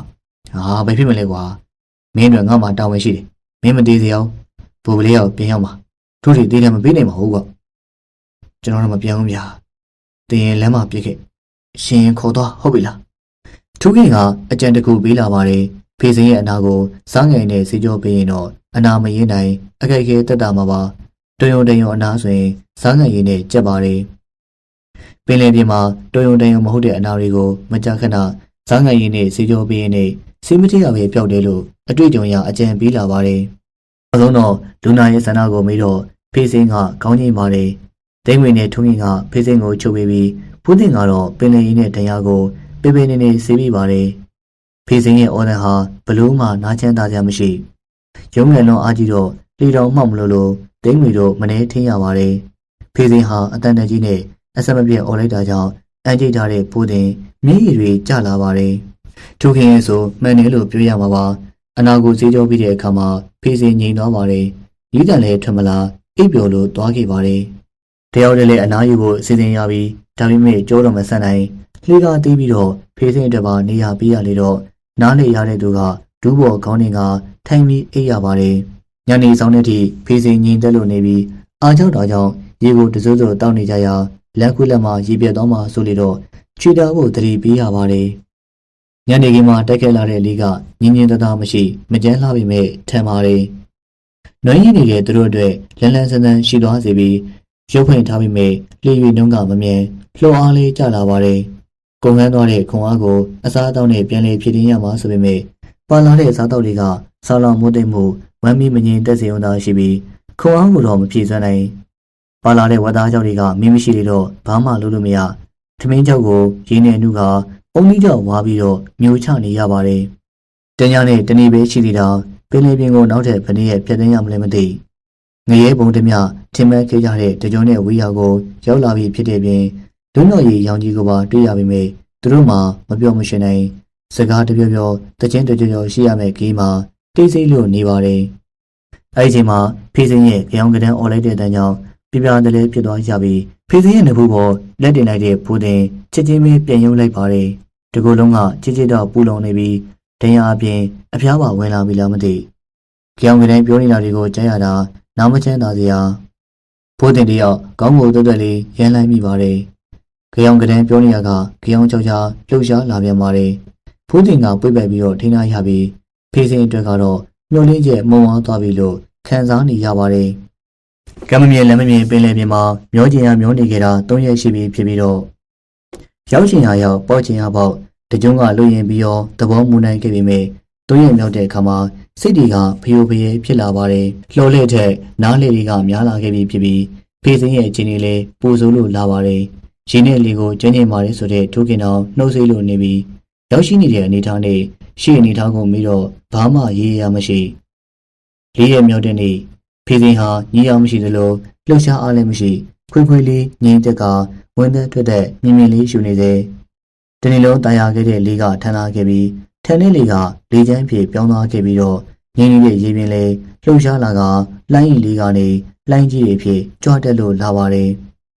်ထိုးခင်ဟာအဝေးစီကိုကြည့်နေရခါလက်ညှိုးညွှန်ပြလာပြီးဘာလဲကွာဟိုမှာခရီးမြင်နေရတဲ့အယောင်ကမကောင်းဘူးဗျမုံတိုင်းဖွင့်နေရဒီဘက်ကိုရွေ့လာမယ်တင်ဟုတ်ပါမလားကွာကောင်းငယ်ကတော့ကြည်လင်းနေရပဲလင်းနေကြတိုင်းမဲ့အရေးအစင်းဗျအားလုံးတတိထားမှဖြစ်မှာရွှေကျုံးတွေကိုဖြုတ်ချထားလိုက်ရပါတယ်ခဝေးရီကအနီရောင်ပြုတ်ကမျိုးဘိုးအယောင်နေတန်းလာပြီးအစိုးလုံးကကြည်လင်းနေတဲ့ကောင်းငယ်ကခဏလေးတွင်အုံမိုင်းလာပြန်ပါတယ်လေတိုင်တုံးကကျန်းလာသလိုလိုင်းကလည်းပြင်းလာပါတယ်မိုးသက်တွေပါကျလာခဲ့ပြီးအရက်ကိုမောင်တိုက်လွတ်လိုက်တဲ့စေမြောင်လိုဒေါသတကြီးတိုက်လာခဲ့တဲ့လိုင်းလုံးတွေကလေလေးကိုတစစီချိုးပေးတော့မလို့ခွေခွေလေးရှိနေတဲ့ပေစင်ရဲ့ခန္ဓာကိုကြပြောင်းကြပြန်ရှိပေမဲ့ဘယ်သူမှပြန်မကြည့်နိုင်ကိုယ့်အသက်ကိုယ်တော်လွန်ဆွဲနေရတဲ့အချိန်မီးလောင်နေတော့စီမီးကွက်မင်းချင်းမင်းချင်းဘယ်သူမှမကြည့်နိုင်ရသမျှပြားစာရွတ်တန်တွေပျောက်သွားလိုက်ပေါ်လာလိုက်နေသူတို့အားလုံးတပြင်းချနိုင်ကြပြီးဝင်တဲ့ထွက်သက်ကိုဖြောင်းဖြောင်းရှူနိုင်တဲ့အချိန်မီးချိန်ကြလို့စီမီးကွက်ကိုတရိရတဲ့အခါမှာတော့ဖိုးတင်ရဲ့စိုးနေနေတဲ့ကြေကွဲတန်ကြီးထွက်ပေါ်လို့လာပါတယ်ဖေးစင်းကိုပွေ့ချီထားတဲ့ဖိုးတင်ရေကြုံမရစကလုံးတွေနဲ့တောင်းပန်စကားကိုသာအထက်ထက်စိုးနေပါတယ်ဒိန်းငွေနဲ့ထုံးရည်တို့ကပါဆဲဆူချိန်မောင်းပြီးရန်စကားတွေပြောလာပါတယ်သူပြောတဲ့အချိန်ကသာနောက်ကျောင်းပြန်လဲရင်ဖေးစင်းမသိအခုသူတို့ကြောင့်သိရတယ်လို့မစီမဆိုင်ဆွေးချက်တွေတင်လာပါတယ်ဒိန်းငွေတို့ကတော့ခွန်းတော့မပြန်ခံစားမှုလွန်ခဲ့တဲ့ဝေဒနာကဖြစ်ပေါ်လာတဲ့ယူနာဒေါသပြောချင်ရပြောပါစေလို့ငြင်းခံနေပါတယ်အားရအောင်ပြောပြီးတော့ငြိမ်မေလို့ထင်ပေမဲ့နောက်ထပ်ပြောလာတဲ့စကားတွေကမူမမှန်အမိမောက်မတဲ့အယူတယောက်လိုတောင်းစင်ရမရပြောပြီးတော့သူတို့ကိုကျင်းလိုက်မောင်းတဲ့လောက်ရကရေဆောင်နဲ့လေးဆောင်နဲ့ပင်လယ်ဆောင်တဲ့တွေကိုတန်နေကကလော်တုံနေပြန်ပါတယ်သူဆဲဆူတိုင်းထွာနေတာပေပေနေနေဒိန်းဝင်နဲ့လုံးခင်ကမပြောပေမဲ့သူခင်ကတော့ကိုဘိုးတဲ့ခင်ဗျားကျိုးတို့ဆဲကျင်တယ်လို့ဆဲပြောကျင်လို့ပြောပြရေလန်းကြီးတောင်းတော့မှတော့မစီမဆိုင်မဆဲပါနဲ့ဗျဖိုးတင်ကဖေးစင်းအလောင်းကိုချပြီးတော့သူခင်ကိုတွေ့ရတဲ့ကောက်ဖို့တော့ဒိန်းဝင်တို့ကဝိုင်းဆွဲထားရပါတယ်အလောင်းကိုရေထဲချဖို့တိုက်တွန်းရပြီးဖိုးတင်ကနားမထောင်အလောင်းကိုပြန်ပွေပြီးတော့ပြောချင်ရတွေပြောနေပါတယ်သူတို့ကလည်းခရီးမဆိုင်ပါဇက်ညောင်းရင်ငြိမ်သွားမယ်အချင်းတည်းရင်အလောင်းကိုလှိမ့်မိမယ်လို့ထင်နေပါတယ်ဒီအထိဖြစ်လာမယ်လို့ဘလုံးမှမမျှော်လင့်အဖြစ်အပျက်တွေကလျှက်တစ်ပြက်ဖြစ်သွားခဲ့တာကြောင့်သူတို့အချိန်မမီဖိုးတင်ဟာဖေးစင်းရဲ့အလောင်းကိုရေထဲချလိုက်ပါတယ်ပြီးတော့သူပါခုံစင်းသွားပါတယ် လေမောက်မလို့တိတ်ဆုံးတော့မှသူတို့တွေတိလိကြတာဖြစ်ပြီးဆွဲချိန်လည်းမရဖိုးတင်လည်းပြန်ပေါ်မလားသူတို့ရှေ့ခီးမဆက်ကြဘဲနဲ့အဲ့နေရာတိုင်းမှာလှည့်ပယ်ရှောက်ပြီးမိုးလေးမိမဲ့ဘလို့မှမတွေ့လေလေးဘော်က3ယောက်သားနှုတ်ပိတ်တေးစေးလို့နေပါတယ်တကယ်တော့စုံဝင်သူတကြုံကြီး9ယောက်ရဲ့ဇလန်းကယုံတဲ့ပုံမြင်လို့ဒဏ္ဍာရီဆန်လုံးလှပါတယ်တကယ်လို့များဖေးစိန်နဲ့ဖိုးတင်တို့ရဲ့ဖြစ်ပျက်ကိုဒဏ္ဍာရီဆန်လုံးနယ်လို့မှတ်ချက်ပြုခဲ့တော့သူတို့3ယောက်ကြုံရတဲ့ဖြစ်ပျက်တွေကိုသိရရင်တော့ပို့ပြီးတော့ဒဏ္ဍာရီဆန်တယ်လို့မှတ်ချက်ပြုမယ်လို့ထင်ပါတယ်ဖိုးတင်ရည်တဲ့ခုံချသွားတဲ့နေရာတိုင်းမှာနေမိုးတဲ့အချိန်ကြီးရှောက်ပေးခဲ့ပေမဲ့ဖေးစိန်ရဲ့အလောင်းရောဖိုးတင်အလောင်းမှမတွေ့လိုင်းကျော်လီကျော်နဲ့မျောပါသွားတာလားမှောင်မဲမဲလေးမှာသူတို့ပဲနေရာအမှန်လွဲသွားခဲ့တာလားမွန်းတဲ့ချိန်ရောက်တဲ့အခါမှာတော့အဲ့ဒီနေရာကထွက်ခွာလာခဲ့ပါတယ်သူတို့3ယောက်လုံးဟာစိတ်တင်းထားလို့သာထူးထူးထောင်ထောင်ရှိပေမဲ့ခနာကိုအင်အားတွေကကုန်ခန်းလို့ထမင်းကြောင်နဲ့အုံးလေးစိတ်ကိုစားဖို့ထားပြီးကြည်တောင်မှမကြည့်ခြင်းဝတ်သားကြောက်တွေကိုပင်လယ်ရင်ငယ်နဲ့စိတ်ပြီးတော့စားပြီးလေးဘူးထငြိမ်ုံပဲရှိပါတယ်အာဟာရကမဖြစ်လေရွေ့နှုံးကနှိပ်ပြီးမိတရွေ့ရွေ့တော့သွားနေစေပါဟေးတူးခင်သူရဲ့လေဦးတီချက်ကမှန်ရင်လားကွာမှန်ပါလေဗျငါတော့မထင်ပါဘူးကွာမုံနှင်းကြတော့လမ်းကြောင်းများလွဲသွားလားမသိဘူးဟိုးလွဲလဲမလွဲလဲကွာကျွန်းကျွန်းရောက်ဖို့ပဲအရေးကြီးတယ်ညနေစည်းစာရေးတန်းတဲ့အချိန်ညညိုစံတိုင်းအိုးဖို့ပဲရှိနေတဲ့ကျွန်းလိုယူဆရတဲ့နေရာလေးခရီးလေးမြင်လာပါတယ်ဟာဦးရှက်ကျွန်းမြင်နေတယ်ကွာအေးကွာကျွန်းတော်ကျွန်းမင်းဒါပေမဲ့ဟိုးဒါပေမဲ့ဘာမှမလုပ်နဲ့ကွာမြေကြီးတွေ့ရင်ပြီးတော့ဘာကျွန်းပဲဖြစ်ဖြစ်အဲ့မှာနားမယ်ကဲအားဆိုင်ပြီးတော့လောကြစို့ကျွန်းကိုရောက်တဲ့အချိန်မှာအမောင်ကြီးတန်းနေပါပြီဘာကျွန်းမှလည်းမသိတောင်အဆက်ကိုလှေကဲမိတာနဲ့ခုန်ဆင်းပြီးတော့ဝမ်းသာအားရအော်လိုက်ပါတယ်တောင်မြင်ထက်မှာခြေပြေးလက်ပြေးလဲရင်းနဲ့အိပ်ပျော်သွားကြပြီးတရေမှမလို့အေးပြက်ရက်တွေများတာကြောင့်ထင်မှာ3ယောက်စလုံးစူးစူးညံ့ညံ့တန်တွေနားထဲဝင်လာတာကိုကြားပေမဲ့အိမ်မက်လိုဖြစ်နေပါတယ်ပထမဆုံးမျက်လုံးဖွင့်တဲ့သူကထူးခင်မျက်လုံးပွင့်သွားတာနဲ့စူးစူးဝါးအော်တန်ထပ်ပေါ်လာပါတယ်သူတို့ရဲ့ရှေ့မှာယူနီဖောင်းဝတ်ထားတဲ့လက်နက်ကန်တွေဘိုးပလီယာကျမလက်နက်ကန်စစ်တဲ့ရှိပြီးတော့မကြာခဏကင်းလျက်ထွက်တဲ့အခါတွေမှာအရမန်ကျွန်းစုအနှံ့ရောက်ကြသလိုအရမန်ကျွန်းစုတွေကိုကျုံလွန်ပြီးတော့လေရောက်တတ်ပါတယ်။တိမ်ငွေတို့3ယောက်ရောက်တဲ့နေရာကကျွန်းစုရဲ့အစုံလုံးကျွန်းအဆွဲပွားလေးဖြစ်ပြီးတော့ကင်းလျက်စစ်တဲ့မော်တော်ကတောင်ဆက်ဘောကလေကိုတွေ့ကချင်းကဲကြည့်ရှုရကအခမ်းသားအိတ်နေတဲ့သူတို့3ယောက်ကိုတွေ့သွားတာပါ။ဘာလို့ဒီအိပ်ပျော်သွားလဲမသိမော်တော်တန်ကိုမကြားတဲ့ပြင်အနားကိုစစ်သားတွေရောက်လာတာကိုလည်းမသိတနက်တင်နဲ့ထောင်းကပထမအဆုံးအနှံခံရသူကထူးခင်သူ့ကိုတွေ့သွားခဲ့တဲ့နေရာကပူပလီယာနဲ့အတော်ဝေးပါတယ်အားလုံးမြင်တဲ့ကင်းလက်မော်တော်ရင်အောင်2နာရီတသက်လောက်မောင်းပြီးတော့မှပူပလီယာစိတ်ကန်းကိုကပ်ပါတယ်ပူပလီယာကိုလှမ်းမြင်လိုက်တော့သူတို့ရင်ထဲမှာစိုးနေသွားပြီးမျက်ရည်တွေထွက်လာခဲ့ပါတယ်မုန်တိုင်းနဲ့တွေ့တုန်းကလေးရဲ့တွားလန်းကြောင်ဥတီရထက်လှိုင်းညိုးကိုဂယူးဆိုင်ပြီးတော့လေထင်းရတာကြောင့်လှေသွားလန်းကြောင်ပြောင်းလဲခဲ့တာလားမသိအရမန်ကျွန်းစုကိုလွန်မြောက်ကြောဖြစ်ပြီးကမှကျွန်းစုစီကိုပြန်လည်ဥတီသွားခဲ့တာတကြုံကထွက်စားမှာကညမာကပြပြခါခါမျက်နှာလွှဲသွားခဲ့ပြီးအခုတော့ပိန်နယ်ထဲမှာ2ယောက်ပူပလီယာကျွန်းကို3ယောက်ပူပေးလိုက်ပါတယ်ကင်းလင်းမော်တော်စိတ်ကန်းကိုကပ်ပြီးမြဲသူတို့3ယောက်စိတ်ကန်းမော်ကိုမတရသေးတာဝန်ရှိတဲ့သူတွေကတက်ဆိုင်ရာကိုသတင်းပို့သွားနေတာကြောင့်ဘုဒ္ဓကလေးတွေကြံနေခဲ့ပါတယ်တပီပီစူဝေးလာတဲ့လူအုပ်ကြီးကကန်းလုံးပြေးလို့မဆိုးသားပေမဲ့စိတ်ကန်းဝင်းကျင်မှာလွှမ်းမိုးလို့သွားခဲ့ပါတယ်လူအုပ်ကြီးရှေ့တန်းကလက်တက်ဆက်ဆန်ကနာမငင်ဖြစ်နေသူကမြမောင်သူတို့3ယောက်ထဲမှာဖေးစိန်ပါမပါသိကျင်တဲ့ဆန္ဒဖြစ်နေပါတယ်ကျုံမင်းကြီးကိုယ်တိုင်ပါလာတာကြောင့်ပရိတ်တွေကလူအုပ်ကြီးကိုမောင်းထုတ်ကရှင်းနေရပါတယ်ကမ်းမို့ကိုတက်လာတဲ့သူတို့3ယောက်ကိုဝိုင်းကြည့်လို့နေပြီးလူအုပ်ကြီးကအတန်မျိုးမျိုးထွက်လာပါတယ်3ယောက်တည်းမိက2ယောက်ကလွတ်သွားတယ်တဲ့တီဗီကြံခဲ့တာလားထွက်သွားတော့ကလေးနဲ့ပြန်ရောက်လာတော့မော်တော်နဲ့ပါဟေ့တင်းမေဖေးစိန်ရောသူတို့3ယောက်ဟာစီလူလာထောင်စီကိုပါစီလူလာထောင်ထဲကအော်ဟစ်တန်တွေကိုတိတ်ခွေနဲ့ဖမ်းပြန်ခွင့်ပြရရင်တရားသူတိုင်းနားနှစ်ဖက်ကိုပိတ်လိုက်မှာပါရရှိထားတဲ့ဒဏ်ရာတန်ရက်တွေကြောင့်ရုံးနေစစ်ဆေးမဲ့ရက်ကိုတော့ရွှေ့ပြေးရပါတယ်ကျုံမင်းကြီးရဲ့စီရင်ချက်မှာစီလူလာထောင်ထဲမှာနှမိတိတိတန်းစီချင်းခက်အလုချမ်းလို့ရမယ်တဲ့ထောင်ထဲထက်မတိုးတိုးကြတယ်မလို့တသက်တကြုံထောင်ထဲကြခံပြီးတော့အကျဉ်းသားတွေအပြင်ကလွတ်လပ်စွာနေထိုင်ခွင့်ကိုရုပ်သိမ်းလို့စီလူလာထောင်ထဲမှာတန်းချချင်းတချွင်ချွင်နဲ့အလုချမ်းလို့စေခြင်းနဲ့ထက်ဆင့်အပြစ်ပေးလိုက်ပါတယ်ထောင်ထဲကပြန်လွင်လာတဲ့ဘိုးတင်နဲ့ဖေစိန်တို့ရဲ့တရင်ကအကျဉ်းသားတို့တွေမှာတုံ့လို့သွားစီခဲ့ပါတယ်အဲ့ဒီချိန်မှာထူးထူးခါခါ စီတီခဲမှုခံစားရသူကမြတ်မောင်စီဒနာကိုမျက်နှာမူကလုံးကျရမှာစီဒနာမမြောက်ဝေဒနာဖြစ်သွားတဲ့အခါမှာပြုလုပ်မိသူကထူးထူးခဲခဲစီတီခဲမှုခံစားရပါတယ်ဘိုးတင်တို့တပည့်တဲ့ကိစ္စမှာအုတ်ချူရေးပိုင်းကအချိန်မီပြီးသွားတာကမြတ်မောင်ပယောဂကြောင့်ကွင်းညာကိုတရင်ပေးသူကမြတ်မောင်သူတစ်ပါးအကျိုးပျက်စီးရကိုအကြောင်းခံပြီးတရင်ပေးတာတော့မဟုတ်ဖေးစင်းကိုခင်မင်တွေ့တာပြီးတော့တန်ရုံးစင်ရှိလေတော့ခရီးလမ်းမှာဖေးစင်းဒုက္ခရောက်တော့မယ်ဆိုတာအစိုးရလွန်ကအချိန်မီပြန်လည်ဖမ်းနိုင်ရတဲ့တရင်ပေးလိုက်တာပါဘိုးတင်နဲ့ဖေးစင်းတည်ဆုံးရခြင်းထုံးခင်တို့တွေအဖမ်းခံရပြီးထက်ဆင့်အပြစ်ပေးခံခြင်းရဲ့ဖြစ်သည်များအကြောင်းအားလုံးကသူ့ပယောဂမကင်အဲ့ဒီအကျိုးဆက်ကြောင့်အကျဉ်းသားတို့ရဲ့ဝိုင်းပေခြင်းကိုပါထက်ဆင့်ခံရပြန်တော့ကြောင့်မြတ်မောင်ရဲ့ဘဝကရှင်လေးနဲ့တရားသူနဲ့မချာအထီးကျန်ဘဝရောက်ခဲ့ရပါတယ်စေတနာကြောင့်ဝေဒနာဖြစ်ခဲ့ရတာလောဘဟာမကောင်းဒေါသဟာမကောင်းမောဟဟာမကောင်းတရားဥပဒေနဲ့ဆန့်ကျင်တဲ့တစုံတရာသောပြစ်မှုကိုကျူးလွန်ညာအပ်ကျူးလွန်မှုဟာပြီးဆုံးသွားတယ်ဆိုလို့မရှိအဲ့ဒီကျူးလွန်မှုကနေထင်ဟပ်လာမဲ့အကျိုးဆက်မှန်သမျှကလည်းကောင်းတဲ့အကျိုးဆက်ဆိုတာဘယ်တော့မှရှိမှာမဟုတ်ပါဘူး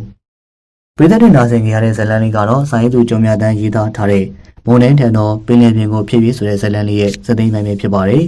ဆက်လက်ပြီးတော့လည်းဇလန်ကောင်းများစွာတင်ဆက်ပေးဦးမှာမို့စောင့်မျှော်နာဆင်အားပေးကြပါဦးဗျာပြည်သက်များအားလုံးပဲစိတ်ချမ်းသာခြင်းကိုယ်ကျန်းမာခြင်းနဲ့ပြည့်စုံပြီးတော့စီးပွားလက်လာပါများဒီရေအလားတိုးတက်ကြည်ပါကြပါစေဗျာ